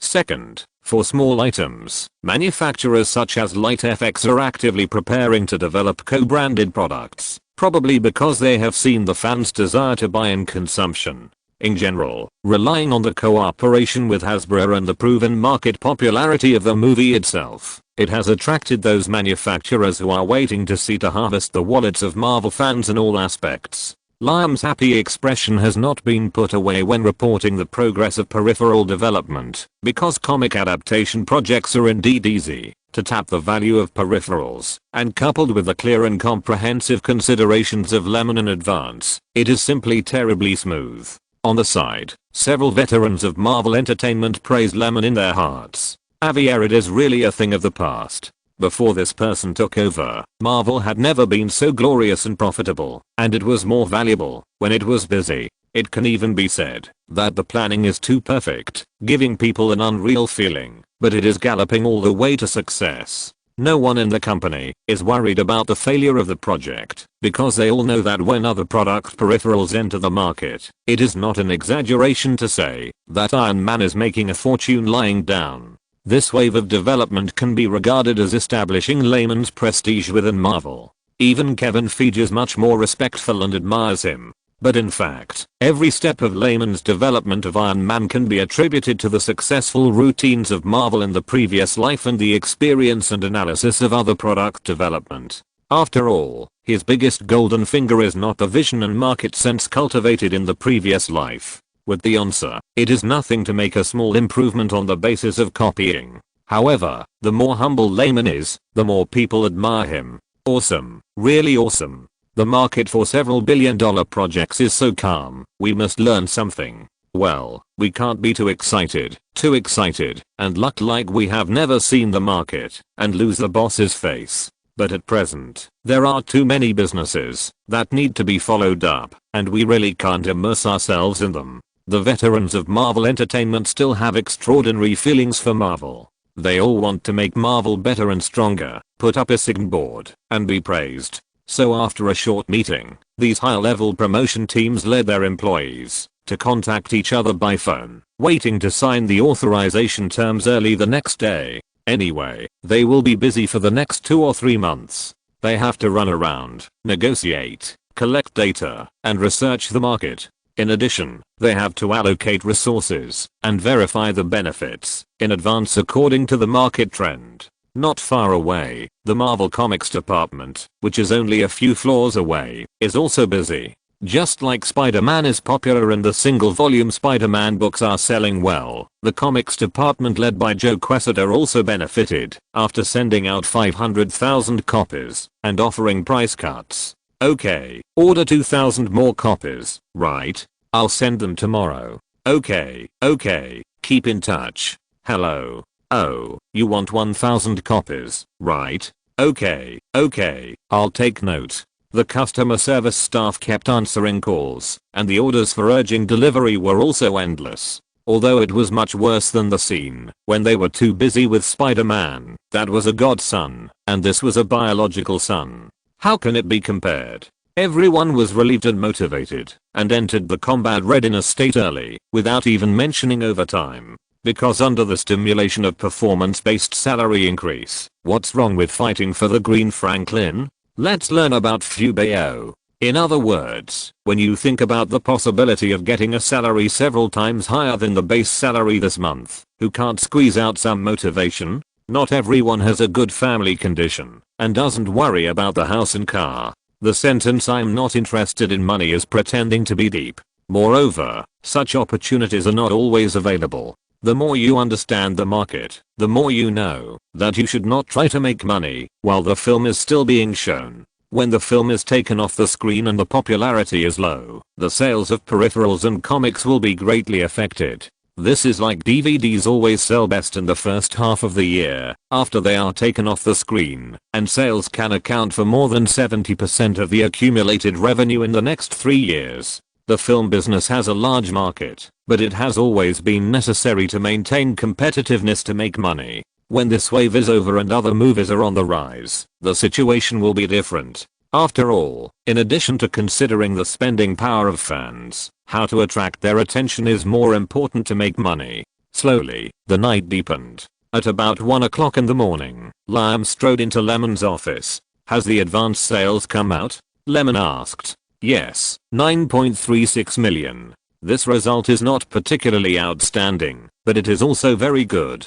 Lyman thought. After all, it is Marvel's first work, and the popularity accumulation is just like that. The peripheral part is too fragmented, so I will just write it roughly. In short, Marvel makes more and more money as time goes by. The market is superimposed, and it even penetrates deeper into all aspects. Let's learn about Marvel's co-branded dumplings.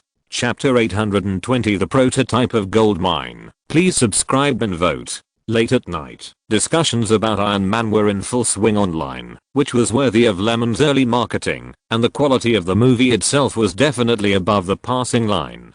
After all, even if they are all popcorn products, isn't it normal that some are better shaped? In a middle-class community in Los Angeles, after Wooly Crouch returned home, he first put the Mark II figurine beautifully in the display cabinet, side by side with the Spider-Man figurine, and then he couldn't control his emotions, and turned on the computer.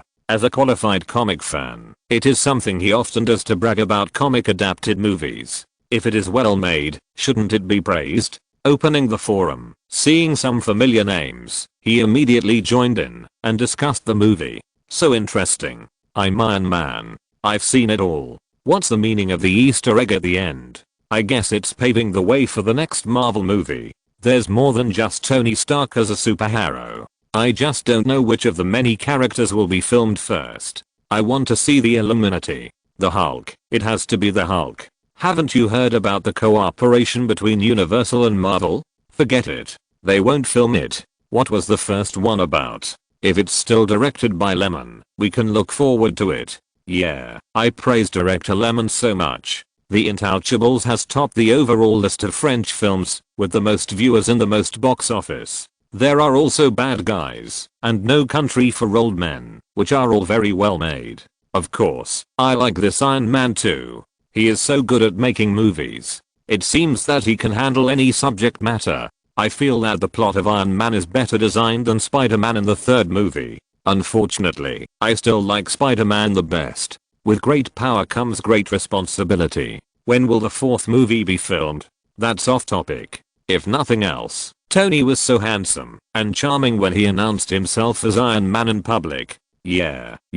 Robert Downey Jr.'s acting was really good, so much like the Iron Man in my mind. Is that his name? I don't even know him, but he really acted well. After the screening of Iron Man, Downey could feel that the people around him had obvious changes in their attitude towards him. When he had no resources before, it was difficult for anyone to notice him, let alone the opportunity to build a good image. But it was different this time. The audience was very realistic, and no matter how many press releases there were, they could not match the full charm on the screen. That really touched people. It can be said that through his acting, Iron Man was like tailor-made, presenting such a feeling to the audience. So, everyone saw a mature man with flaws, who would make mistakes, but was responsible, wearing the armor he developed and looked very cool. How could he not be loved by fans? The film has a good pace, and the IQ is high, so the audience is certainly satisfied. In addition, there are special effects scenes from time to time, and the visual impact stimulates the cerebral cortex, which is also exciting. To be honest, if a movie can do all these, it would be abnormal if the box office is poor. After the reputation of Iron Man was established, the first day of its release was very lively. The scale of screening in 4,105 theaters across the United States has a market share of the first place. At 5 o'clock in the afternoon, passers-by came in groups, looking at the tickets for Iron Man. Most of them entered with the mood of being recommended by the movie, and then felt that the ticket was worth it. Go home, or join the online discussion army, or call other friends, to continue to increase the box office of the movie, like a cycle. Of course, any movie has an audience that doesn't like it.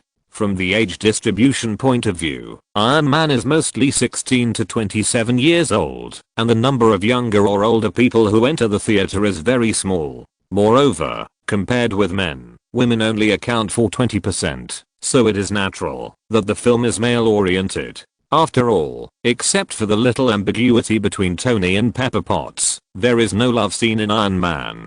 There is a sex scene, so it is normal that not many women like it. Mature women over 30 years old are even more isolated from this film. At their age, it is already difficult to arouse emotions. Warner Building. KyoSEN is reporting the results of the distribution project to his boss Kevin Tsujihara. Iron Man is a hit, and Warner is also surprised. According to the data analysis from the feedback, the profit of the movie they released is likely to be more than $65 million. There is no possibility of wasting resources, and the investment will be doubled. KyoSEN briefly explained the situation and predicted the box office, and Kevin Tsujihara also became interested. After asking about the subsequent publicity investment and overseas situation, he suddenly sighed. So, the first adaptation project after Marvel was acquired has achieved great commercial success. In addition to financial gains, the surrounding market and channel dividends are also unexpectedly good. Lyman is a person with great directing ability and business acumen. The movie is well made and popular, so naturally he has the chips in hand and has the first opportunity. The rest is just to operate it reasonably. It's really amazing.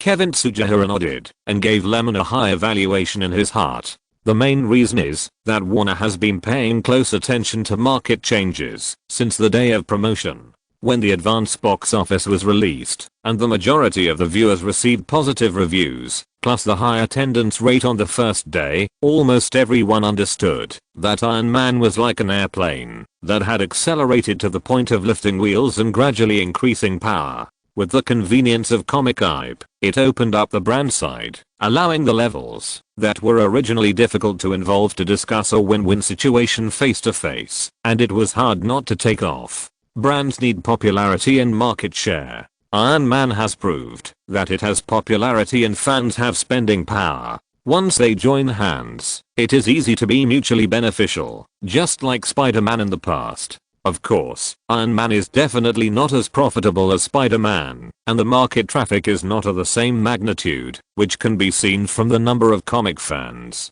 It is just that the situation after the operation is very optimistic. Compared with these, DC has only reaped a huge market dividend from Batman. Superman and Catwoman have not operated brilliantly, but Warner is not too envious. The film market is so big, there are thousands of companies in Hollywood, and profits and losses are staged every day, not to mention that this time Warner, Marvel, and Firefly are tied together. At the same time, Columbia learned about the market situation of Iron Man and had a similar attitude. It was particularly concerned, but it was just attention, and the discussion dispersed after a few words.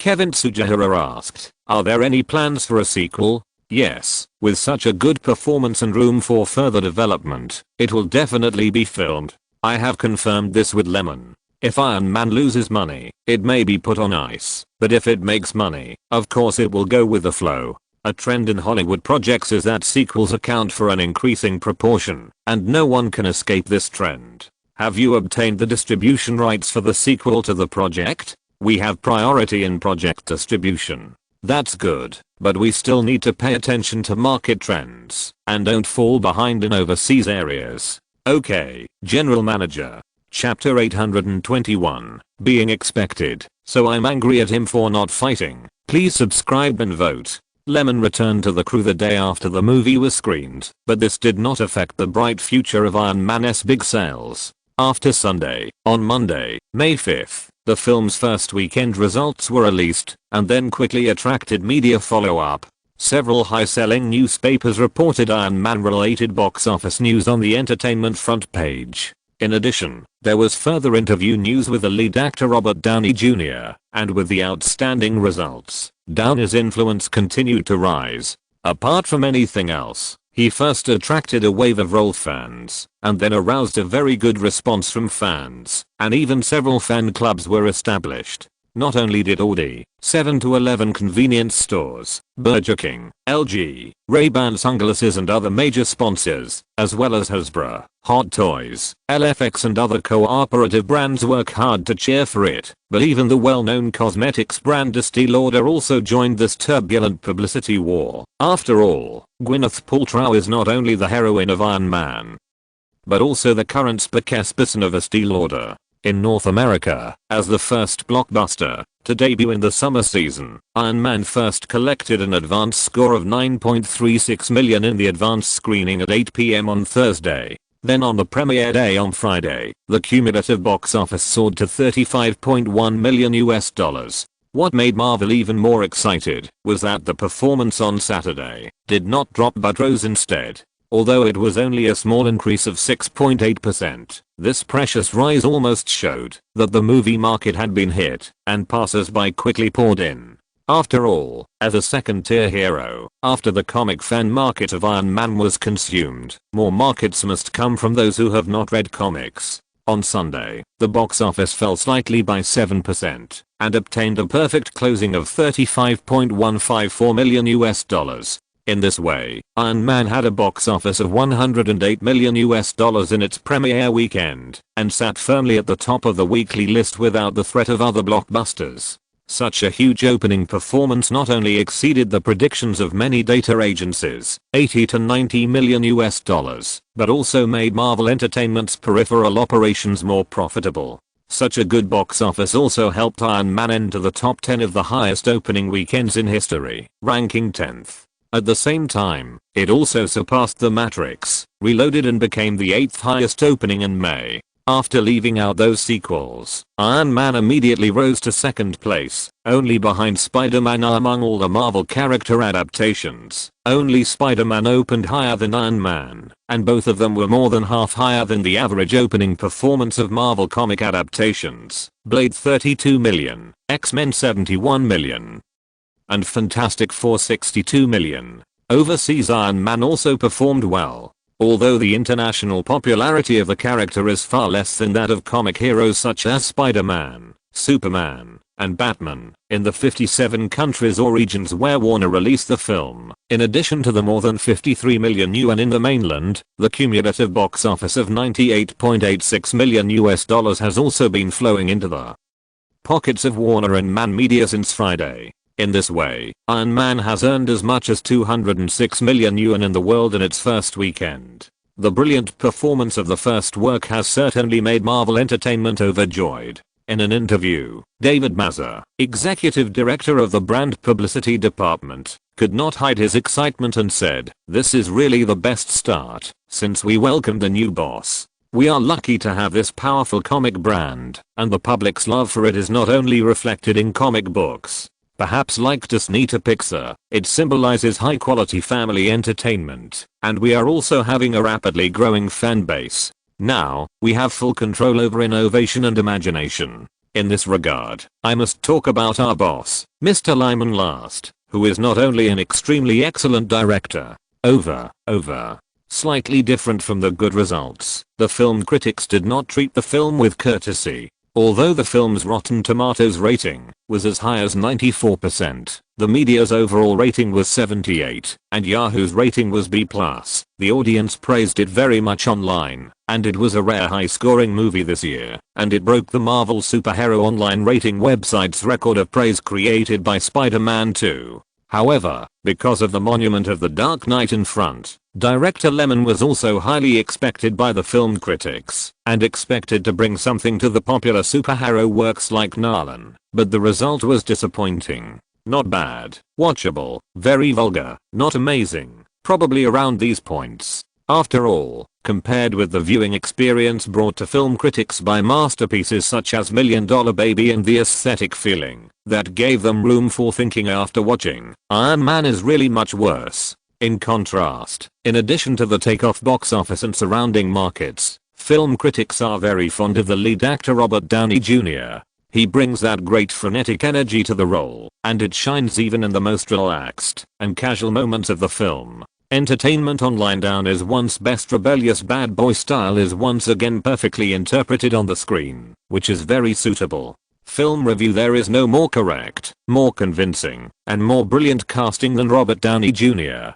The Hollywood Reporter. Fortunately, industry insiders admit that the first blockbuster of this summer has been successfully launched. As a result, other works in the same period are unlucky and can only be a foil on the box office list. For example, the second-ranked Sony Columbia comedy I'm Not the Groom has 2,729 theaters open, but it has taken away $15.5 million very simply, with an average of nearly $5,700 per theater, far below the expected box office of $22 million. Add to that the criticism that everyone is calling for a ban, and even with the presence of TV sex symbol Patrick Dempsey, everyone's prediction for its box office is still lowered to less than $50 million.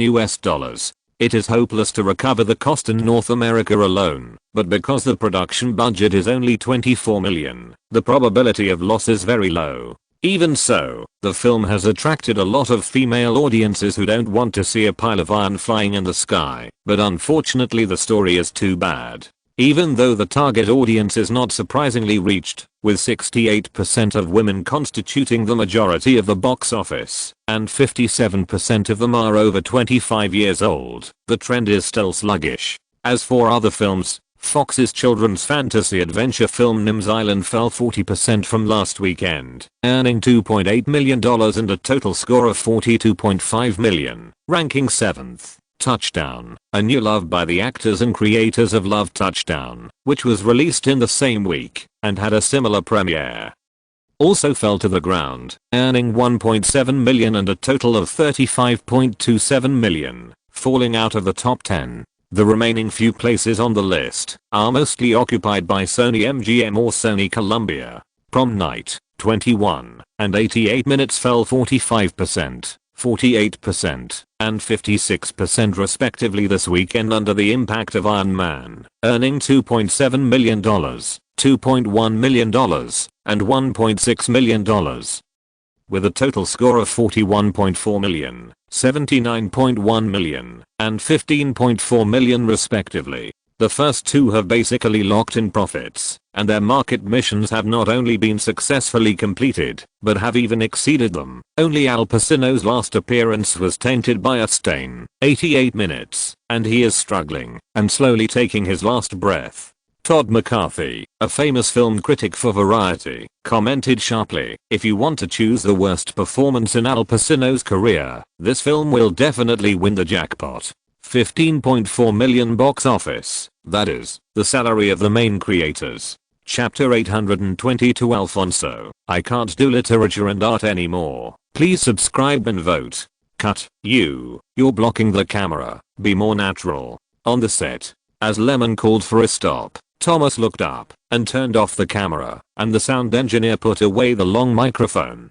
The scenes shot here at this time were all urban scenes, including the various signs prohibiting the entry of large shrimps in the opening, and some shots of people coming and going, so there were a lot of extras. As we all know, when there are too many people, it will be troublesome, so it took 3 days to shoot, which was relatively slow in terms of shooting speed. After repositioning, there were no more problems this time, but it was also noon. Take a break, gather at 1 p.m. Since they had to continue shooting in the afternoon, the crew did not need to pack up the shooting equipment, and each found a cool place to wait for lunch. As for the crew's meals, as usual, mashed potatoes, minced meat, pizza, hamburgers, bread, fried chicken and other convenient foods, and they were cheap. Rest area. Lemon sat in the director's chair and did not make any special arrangements. While eating, he looked at the shooting plan in his hand, or called up the previously shot shots, to make some editing marks. "Director, do you mind if I sit here?" "Of course, come, sit down." Lemon took out a folding chair and handed it to Edward Norton. After 2 months of filming together and discussing the script privately, although there were occasional small differences in performance, the two of them were still quite compatible. Or rather, Lemon always had a good attitude towards actors, like Edward, who had acting skills and integrity. Edward pulled out a chair and sat next to Lemon. It could be seen that the director was in a good mood, and he smiled and said, "It will be finished soon," as if it will be a blink of an eye. This is because there are relatively few group shots in District 9, which makes it easier to shoot. Lemon explained seriously. "Maybe I'm just feeling emotional." Edward Norton continued, "I hope we can have another chance to work together, really. There will be a chance, if there is a suitable role, and you have time. Then it's settled. I always have plenty of time." After chatting and laughing for a while, Edward remembered something and asked, "By the way, how is your movie going?" "Iron Man. It seems to have made $280 million worldwide, and over $130 million in North America. I don't pay much attention to this aspect. since returning to the crew to work hard to finish the remaining scenes. Lyman has indeed forgotten about the box office results. Although Lyman and Kevin would email him every night to inform him of the next promotional methods, he is more concerned about the development of the film's peripherals and the operation of the licensing market, because that means the entire distribution system is sinking, and the benefits are in all aspects. However, the box office of Iron Man is definitely not bad, and the box office decline curve is very normal. As of today, Hasbro has shipped more than 137,000 figures and models, of which about 52,000 are priced at a medium price, about $279. In other words, in such a short period of time, it has earned about $27.63 million in peripheral revenue, which has basically paid off the money it has been paying. With such a good market effect, Hasbro's factories in various places are also working overtime to produce a new batch of toy figures, and they are constantly replenishing them, while the promotion teams of Marvel Entertainment and Blue Butterfly Pictures continue to focus on communicating with brands and making co-branded authorized models. At present, fans' consumption desire has not yet dissipated, and there is a lot of room for exploration. With the support of sales data and a group of brands, other manufacturers such as clothing, sports shoes, and electrical appliances have even taken the initiative to contact people these days who doesn't have a brain and the ability to see the situation clearly. I may not dare to bet in advance, but the Iron Man project is clear, and if I don't catch up, I will definitely not be able to drink a mouthful of hot soup. As a result, the number of brand cooperation increased from more than a dozen to 42, and the estimated expanded licensing income was more than $300 million, not net profit, involving daily necessities, toy dolls, wall lamps and electrical appliances, keychains, snacks, and beverages and many other fields. Then there is the internet, Marvel's official website, the flagship store to be developed, and the cooperation with Amazon. The latter is the largest e-commerce platform in the United States. Lyman had asked Joseph to plan for entry. Of course, it had been stationed before, but the business at that time was to sell comics. Now it is just adding a series of Iron Man products and discussing buying advertising space and exposure. The pricing strategy above is almost the same as Hasbro's, but there are more Hot Toys handmade model options and customized services, such as life-size paint-colored wearable armor. The default price is more than $300,000. The classic model is the cheapest, and if you want other different changes, the price will be increased according to the material and manufacturing difficulty. As for whether anyone buys a local Tyrant model, Lyman is not worried.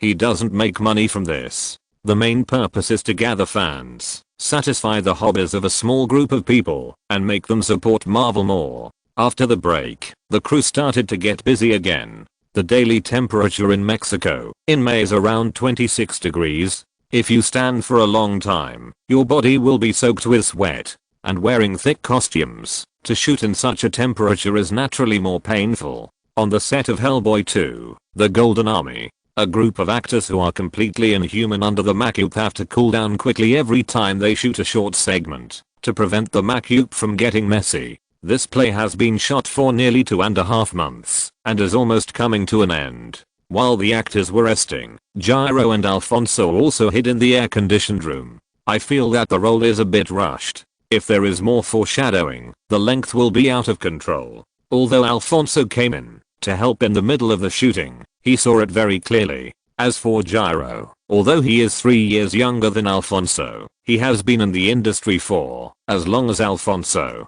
He still insisted it's better to highlight the role of Anu Enromo, Hellboy, so there shouldn't be any imbalance. Seeing his friend say this, Alfonso didn't know how to persuade him. Maybe he was thinking too much. He always felt that this movie was comparable to Van Helsing. There were also many characters in the same camp, and the structure seemed very long-winded and not well connected. But think about it, the first one was profitable after all. Maybe fans and audiences like it. By the way, how is your Fringes of Society going? It's barely recovered now. Do you have plans for the next project? No, I haven't come across a suitable subject or a good script. Alfonso sighed, feeling a little tangled in his heart. The filming cost of The Edge of Society was $18 million, the publicity budget was $10 million, and the award public relations cost a total of $28 million. As a result, in terms of box office, North America only earned $7.3 million, and most of the money was recovered by selling regional distribution rights and DVDs. After the Oscars, it was released again, while the popularity was high, but the box office was still not optimistic, and it only earned more than $9.4 million before it was taken off the screen. Although he himself knew that it was unlikely to attract many viewers, it was still a blow to his confidence that it could not even stir up a little wave. How could there be so many difficulties and obstacles to shoot the subject matter he wanted to shoot? He felt very sorry for Lyman's attention. Such trust, arbitrary action, and the best creative space and shooting environment, but the result was barely recovered. He himself could not accept it, so for so many days, except for the Oscars, he deliberately avoided meeting Lyman, for fear of awkward meeting, and not knowing what to say. After all, he put a lot of energy into the operation. The project does not require high profits, but it should be worth the effort. Therefore, he is very upset now. If he shoots what he wants to shoot, he can immediately find someone to write the script. But if he is very depressed, this bridge may be broken, and the cooperation with Firefly will change. Alfonso thinks that he must make a commercial movie next time, to make some money for Lyman, and then pursue film art, so that he can live up to his learning. Only then can he have the face to attract investment. He is actually quite proud. After so many years of hard work, he has his own set of rules. He can't beg without value. After taking a break, the two went out to continue hosting the filming of The Crew. Watching the scenes being completed bit by bit, Gyro was naturally happy and looked forward to the market for his Monster Legion, while Alfonso thought about what to shoot next from time to time.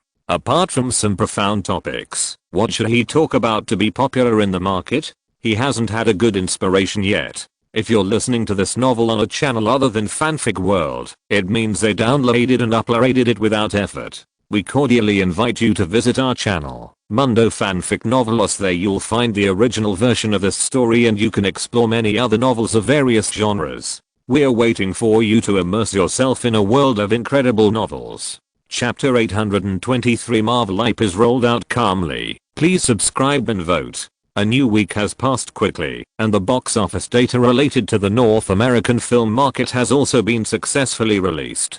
Compared with the eye-catching weekend results in the first week, the box office of Iron Man in the second weekend has declined, but it still dominates the list with its excellent market popularity, leading other movies in the same period. In the end, the North American box office reached $193 million and the global box office reached $342 million. However, I'm Not the Groom, which was ranked second last week, dropped to fourth place due to a large drop. It only earned $562 in the new weekend. The runner-up of the list is now the comedy Surrogate Mother produced by Universal, which earned $13.42 million. Perhaps it is also because there are no other eye-catching movies in the schedule except Iron Man, so the box office market in the second week is more than $45 million less than the previous week. Compared with the market where Spider-Man 3 was screened in the same period last year, it has dropped by 18%, but it is still 55% more than when Mission Impossible 3 won the championship in 2006. From this, we can also see that the growth rate of the North American film industry in the past 2 years has been very good. On May 14th, the filming of District 9 was completed. After Lyman returned to Los Angeles after a meal with the main creators of The Crew, Kevin Feige soon came up to him. "Boss, we are facing a bottleneck now. The delivery of orders from Amazon is too slow. Many customers have called to complain, but the goods are still piling up." Kevin frowned and reported with a bitter face. "Didn't you communicate with Amazon?" "Yes, they replied that they would coordinate as soon as possible." After a detailed understanding, Lyman also felt troubled. The main thing is that Amazon did not pay attention to the various peripherals launched by Marvel, and then the movie was a hit, and the number of orders placed by fans who were interested was too large, and it was difficult to handle it for a while. After all, the American e-commerce system is very bad. In addition, there are discounts for purchasing peripherals and Iron Man comics during the screening. The audience is very willing to spend money, and the number of orders is increasing every day, which increases the delivery pressure. You know, the American people like to participate in similar promotional methods. For example, on discount days such as Thanksgiving, it is not surprising to see customers crowding shopping supermarkets. In other words, maybe people all over the world buy into this. China has Double 11, and although the United States doesn't have this saying, there are many similar means. Once there is a promotion, people will be inexplicably stimulated to shop, even if they will buy things that they will never use, not to mention movie peripherals, especially the peripherals of comic adapted projects, which have always been very popular. But the biggest reason why American e-commerce is a pitfall is the delivery speed, or simply the high labor cost. In the United States, as long as anything involves a large number of workers and has a union as a backer, many things are very funny. Can you imagine that, even if the goods are shipped from the warehousing link, if you want customers to receive their purchases earlier, you still have to greet the courier and indicate that you can pay a tip to enjoy better service? Domestic short distance next day direct delivery is simply a courier myth in the United States, because no employees will work so hard, and customers will not be used to it. Of course, fans who place orders online never thought that they would receive the goods within a few days, but after a week, there has been no courier shadow, so it is normal to have some small complaints. Alas, with Amazon's size, what good solutions can we have? We are not the only ones being scolded by customers. Isn't Amazon also subject to the delivery speed? Lemon was speechless. If we don't do this and entrust FedEx, we probably won't see an increase in shipments for half a month, and the transportation fee will be higher. The logistics system in the United States is hard to describe. In 2020, it is not necessarily better than any domestic high-end express delivery company. This is a people problem, not a money problem. The union is awesome, but they don't work overtime. If they don't want to work overtime, they don't work overtime. Some people don't care about salary increases. What can you do? Lemon logged into the back end of Amazon's own management store and directly opened the data statistics column. Since May 2nd, when Iron Man was officially released, the sales of comics and peripherals have skyrocketed and sold very well. Putting aside the distribution channels of physical store customers themselves, Amazon alone has added 102,000 copies of Iron Man single volumes and more than 60,000 sets of handmade models of various prices to Marvel. Later, Lemon checked the traffic records and found that the number of new potential users would increase as more and more viewers watched the movie, and it would take some time for the heat to slowly dissipate. It seems that the conversion rate from movie tickets to other things for the movie is not low, and once purchased, comics and figures are usually bought together. Only senior Marvel fans only favor peripherals. Lemon's expectations for the peripheral market of Iron Man were to not leave Spider-Man behind too much. He could generate billions of revenue, so we should have at least 1 or 2 billion. He vaguely remembered that the future value of Iron Man was not inferior to Spider-Man, otherwise Columbia would not have given in. If it were not for profit, could Spider-Man be taken out and put into the Marvel universe? Let Marvel Entertainment share the profits. It is because it can create more value after joining, and Columbia feels that it is acceptable to share some of it. Now, Lemon has also experienced the daily feelings of Disney. What is the box office? It's okay to break even. I just want to make money offline, and from the peripherals, that's comfortable. It's cool. The next day, Marvel Entertainment held a small meeting. At the meeting, everyone was in a great mood.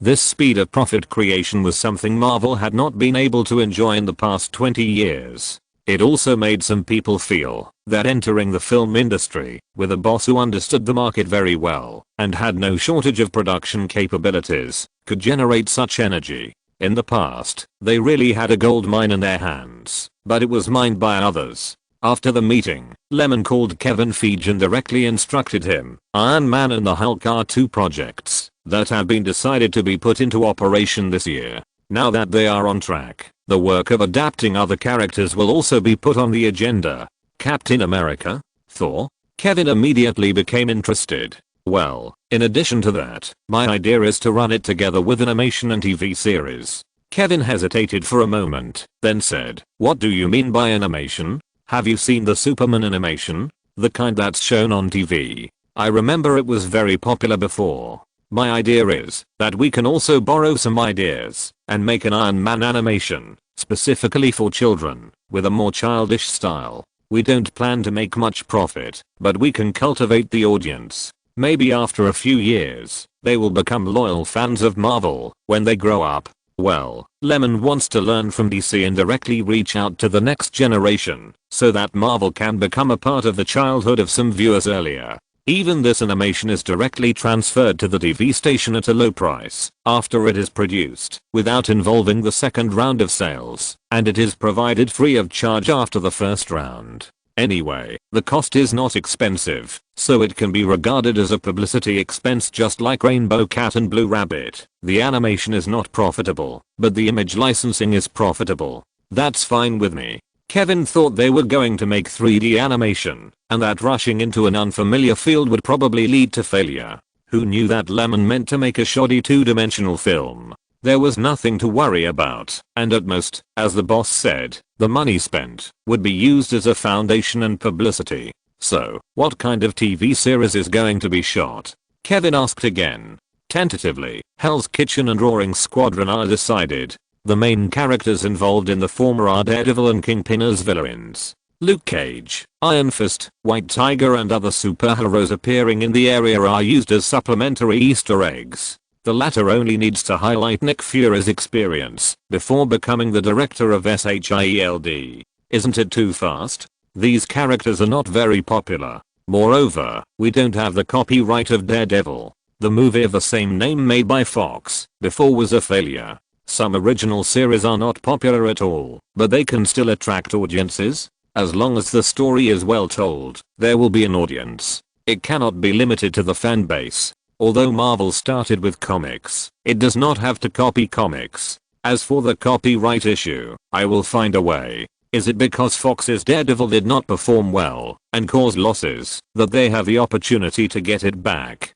Come to think of it, it seems to be right. Anyway, it has no value. If it is not filmed for a few years, it will automatically return to Marvel. It's just that Lemon doesn't want to wait. Hell's Kitchen will be Marvel's top adaptation direction in the field of television, and it is very suitable for linkage. Kevin nodded. Okay, I'll put it on the plan. Chapter 824, Chicken Ribs. Chicken Ribs. Please subscribe, vote. Movies and TV are different. Because of the length and content are definitely different. In addition, movies must maintain commercial entertainment attributes, so some characters' pasts must be omitted, and the focus must be on events. In other words, in Lemon's view, Marvel movies highlight the epics of heroes, the chronology of major events in the Marvel universe, and tell the great achievements of heroes, with few daily lives. The advantages of this approach are clear conflicts and brisk narratives, but the disadvantages are that it is not easy to get close and lacks a lot of fireworks.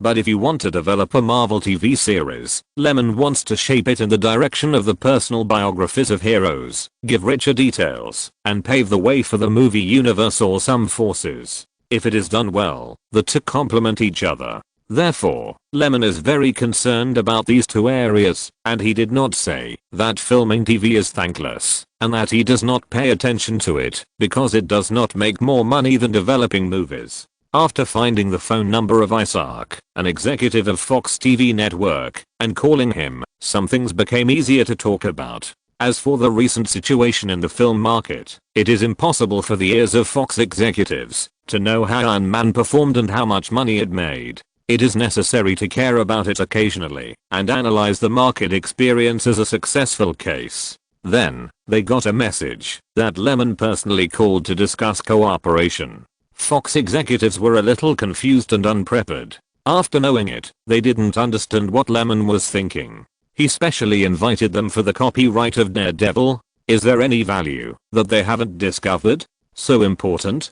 But, it's impossible. Fox has made a Daredevil movie itself, so how could it not know the value of the copyright? Moreover, the success of Iron Man and the previous cooperation made Fox have a good attitude towards Firefly. After all, they have achieved a win-win together and provided channels to share the film's revenue. But they are afraid that they are not knowing gold with their eyes. If they trade the copyright, they will be slapped in the face. This is very entangled. After all, Lyman's vision is recognized as good among many filmmakers, and it is supported by a solid record. He will not really regard others as messing around or taking chances. Tell me, everyone, what do you think about this? A group of executives sat in their seats and listened to President Bill McNichol. What do you think of Lyman's cooperation this time? What should the company do? Isaac was the first person to receive the call. He also knew Marvel's enthusiasm for recovering the copyrights of heroes that were scattered outside. Judging from the recent multiple contacts with various studios, it was indeed very active. So he thought about it and spoke first to give his opinion. Daredevil has not created much value for us in the copyright library. Instead of keeping it, we might as well listen to what benefits Lyman can give us. Anyway, there is no risk. Will it be that after the success of Iron Man, they will include Daredevil in the filming plan they have formulated? I wonder if we can cooperate in development and continue to retain the copyright. Just like Warner's restart of Batman, let Firefly undertake the production and provide funds, and Fox will be responsible for publicity and distribution and hold the copyright. The meaning is very clear. Let Marvel work. Someone retorted, Lyman is not that stupid. We signed a restricted copyright for Daredevil. Even if they don't mention it, it will return to Marvel in 10 years. What's more, that project failed. Maybe they just want to reclaim the copyright. It seems that Marvel is very persistent in this matter. They are even contacting to buy back the copyright of Ghost Rider, a failed project developed by Crystal Sky Pictures just last year. I think so too. It doesn't mean anything to just get away with a successful Iron Man. Do all of Marvel's more than 7,000 characters have development value? Why did Daredevil fail? Isn't it because the audience didn't buy it? The biggest problem right now is how Marvel Studios, led by Lyman, is prepared. Judging from what he means, it is impossible for them to contact us without any ideas this time, but it is unknown what they can do. I tend to talk about it. Reboot is not impossible. Didn't Universal and Marvel collaborate again to shoot the Hulk? But I also think Daredevil is too risky. Everyone was still expressing their opinions, and it was impossible to reach a consensus in a short time. Okay, I understand what you all mean. Let's make an appointment and invite the other party to come over and have a chat. Dismiss. The decision was made. Fox's appeal was very low, because for them, the copyright of Daredevil was really a chicken rib. It was 2003. The success of Blade and Spider-Man allowed Fox to invite Mark Steven Johnson, who was also the director of Ghost Rider, and Ben Affleck plus Jennifer Garner, and other actors and creators. They planned to spend $50 million to make a superhero movie, to get the market heat. As a result, the budget was raised to $78 million before it was completed, but it only made $179 million in the global box office. It can be said that compared with the expenditure, the operating results are quite bleak. Until later, Fox returned the copyright to Marvel. It could not make up for the loss of the development project. The reason for this is that for Fox, the audience did not buy it, and the development failed. But in fact, for the audience, the film was not good, so there were not many people supporting it, and the film's reputation was also a failure. IMDb score of 5.6. In addition, Ben Affleck was very popular at that time, and he took $11.5 million in salary alone, plus the box office bonus, resulting in not much money actually spent on filming and special effects. Some fighting scenes were too bland, all of which led to the cold reception of the film. Well, then Ben's career went downhill and never returned to the peak. So some things are valuable to Marvel, but it doesn't mean that others can have them. Afternoon. Lyman was talking to Samuel on the phone about the schedule. At first, Samuel Jackson was a little embarrassed, probably because he was too far from his expectations. He thought that the director of SHIELD would have more roles in the next movie, but it turned out to be a TV series. But he didn't lack roles to play, and naturally he was different from those actors who were forced to switch to the TV field. At this time, he didn't have that need. But under Lyman's money offensive, the director still nodded. As an actor, some roles are personal pursuits, and some roles are purely to supplement the family income. If you take on roles that don't meet the level, you must get the money. Lyman knew a lot, so he offered a price of $850,000 per episode, which was hard for the director to resist. In addition, Lyman and Samuel got along well, so Samuel agreed to star in Howling Squadron. Although the script of the project was still being written, and it was estimated that the filming would start after September, it was always a good idea to make an appointment in advance. After finishing this matter, Lyman was about to go to the editing room when Isaac called.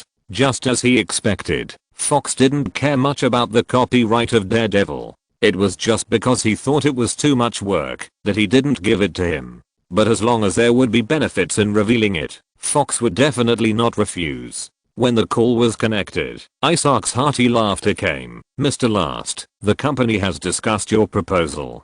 Do you have time recently? Let's meet and talk about it in detail." "Okay, tomorrow morning." "Where?" "Your company building. It's convenient there." Isaac laughed. "Okay, it's settled." After hanging up the phone, because both parties had their own demands, it felt full of friendship and smooth. But in fact, Lyman had thought about how to talk to Fox, and he was not unsure. Entering the editing room, Lyman began to re-edit District 9. On the other hand, the success of Iron Man made many people sleepless. Among them, the profit-making party, including Warner, was smiling and full of motivation. But for those films whose screening share was being squeezed, especially for some small film companies, when the projects they finally invested in did not meet expectations, they were really angry. Yesterday, Iron Man earned another $3.68 million, with a total of $236 million in the United States and $448 million in the world. Moreover, at this stage, Hollywood is more competitive due to the increase in the number of films produced, not to mention the must-fight markets such as the summer season. Moreover, what makes those studios that have a bad start in the box office even more desperate is that Iron Man is still sliding normally and continuing to make money, and Disney's masterpiece The Kingdom of Narnia, Prince Caspian is here again. The interval between the two is less than 14 days, and there have been 2 weekends and 10 working days before the screening of Iron Man. It goes without saying that one Iron Man is stressful enough, and with a high-profile fantasy sequel, there will definitely be another wave of decline in the market. I wonder how many studio bosses were at home lamenting the unfairness of the scheduling that night and becoming cannon fodder. Chapter 825 The political bottom line is torn. Please subscribe and vote. If every major studio goes through a cycle of prosperity, peak, trough, recovery, and decline, then this year is the trough period for Fox. What is special is that Fox is not in trouble for normal reasons such as poor production business or too small a share of distribution, but the party affected, Fox's parent company News Corporation, has been suppressing the public opinion of the wiretapping scandal and finally broke out in the polls. Some time ago, the British Sun was first criticized for allegedly bribing the police and manipulating power to report adverse events, and then the former British female manager of News Corporation was arrested by the London police, and there were even rumors that the group's head Rupert Murdoch would be detained. As for the Labour leader Ed Miliband's proposal to dismantle Murdoch's media empire to prevent the abuse of power, former British Prime Minister Brown gave a speech in the House of Commons, angrily denouncing the despicable behavior of Murdoch's media, and the current Prime Minister Cameron also took this opportunity to disassociate himself from this huge news empire. There are also a large number of media colleagues who have been holding their breath for a long time and directly united to attack Murdoch's son James, demanding that he step down from the position of chairman. Murdoch is old. If he can bring down his son, the group will directly change hands and the management will be purged, which is a very insidious move. It can be said that the wiretapping scandal directly shook the political bottom line of the British ruling party, tore apart the previous brilliance, and forced those politicians who were in hot contact with Murdoch to stand up and draw a clear line. What is called everyone shouting and meeting, this is it. After all, paper cannot cover fire. Affected by this, the entire group's senior executives in the UK were targeted and questioned one by one. Many businesses dared not be carried out in a big way, fearing that they would be caught again. They could only play dead, but they must have been actively doing public relations in secret. After all, although the loss was huge, News Corporation was not dismembered as the public saw, and it still survived. In this summer season, Fox did not launch a blockbuster, only a romantic comedy Love in Las Vegas with a production cost of less than $55 million. The silly big sister Cameron Diaz and Ashton Kutcher played the leading roles. After 5 days of release, the North American box office exceeded $19 million, which was not very impressive but not bad. Of course, even if Fox's business is not going well, it is still a large studio in Hollywood and does not need outsiders to worry too much. The next day, Lyman came to the door, and Fox's senior executives were very enthusiastic. This is true. Who would not be interested in a profitable cooperation? Fox has resources and channels. What it lacks is a good movie that can make its own advantages play its value and then realize it. For these studios that have a complete distribution system and dialogue with theaters and have more initiative, this is very important. It is the wealth generated by circulation and satisfying the market. As Man Media became more and more successful, Lyman became more and more powerful. This is the way the world is. When the producer is strong, the distributor and theater are weak, vice versa. Even if you beg on your knees, no one will look at you with high regard. Many things will become indifferent after seeing them too much. Responding with a smile, he entered a reception room. Bill McNichol shook hands with Lyman and said politely, "Congratulations, Lyman. Iron Man has achieved outstanding results, and all this is inseparable from your careful directing. Sir, you are too kind. It just happens that the audience likes it." Lyman responded neither servilely nor arrogantly, and was very accustomed to this routine of praising first when meeting. At this time, Isaac, the president of Fox TV, also followed up and said, "That's right. In the film and television industry, isn't it our job to make films that are liked by as many audiences as possible? Iron Man can create such a dazzling report card, and its potential is immeasurable. Congratulations. Yes, yes. Come, let's sit down and talk." McNichol politely extended his hand, and the three of them sat down. After some polite words, Isaac said, "Mr. Last, can you talk about your intention to buy back the copyright of Daredevil?" The senior executives of Fox were very curious, and the two of them couldn't guess what Lyman was thinking. Then they heard him say, "After I acquired Marvel, people often suggested to me to recycle the characters. I'm more supportive of this. After all, this is within my tolerance. For example, your company's Daredevil. I think we can sit down and talk." The words were tactful, but Isaac and McNichol exchanged glances and felt that Lyman was talking nonsense. If you don't ask for anything, what's the point of coming here? To be honest, Fox still has some disagreements about the copyright of Daredevil, so. Lyman sighed slightly and then said, "So, what do you two think? After all, this matter must be discussed, and there must be a result." Isaac's eyes lit up, and he immediately said with a smile, "The copyright is not untransferable, but we hope that you can cooperate with Fox when filming projects related to Daredevil." "Sir, you think too much," Lyman retorted. "It is true that Marvel has recovered the copyright, but we don't know how to deal with Daredevil yet, and there is no specific direction. But when it comes to cooperation, everyone's energy is limited after all. So I was just thinking about the Marvel project that has been clearly planned to be filmed, Captain America. I wonder if you are interested?" The two were stunned. This was a big turn. How could the conversation about Daredevil turn into Captain America? Originally, they planned to discuss with Lyman whether there was a possibility of jointly developing Daredevil. After all, although it is more risky to start a failed project, if someone bears the budget and there is a certain amount of traffic attention, it is reasonable to intervene. If it were any studio, the top management would have this idea. On the contrary, if Lyman hadn't mentioned it, Fox had long since given up on developing Daredevil because of the failed experience. But if it was given away for nothing, if it succeeded again, wouldn't it be seen as a joke by people in the industry, which would be disgusting? Therefore, Fox didn't have the idea of being too cheap, but it didn't want to be completely left out. But Lemon's idea was, if you can't hold all the copyrights for a TV series, then there's no point. The income is not high in the first place, and you have to share it with others, so just put it aside and everyone can save some effort. Moreover, because of the success of Iron Man, Lyman's good president John Feldmeyer always calls him when he has nothing to do, and he also wants to get a piece of the pie. If there are any projects, they can be found to distribute them, and the commission is low. However, due to the special nature of the Marvel project, Lemon does not value the small box office benefits. It is completely different from other projects produced by the company. It relies heavily on publicity and theaters. Because of the idea of not putting all your eggs in one basket, Warner has limited resources and certainly cannot provide all of them to Marvel.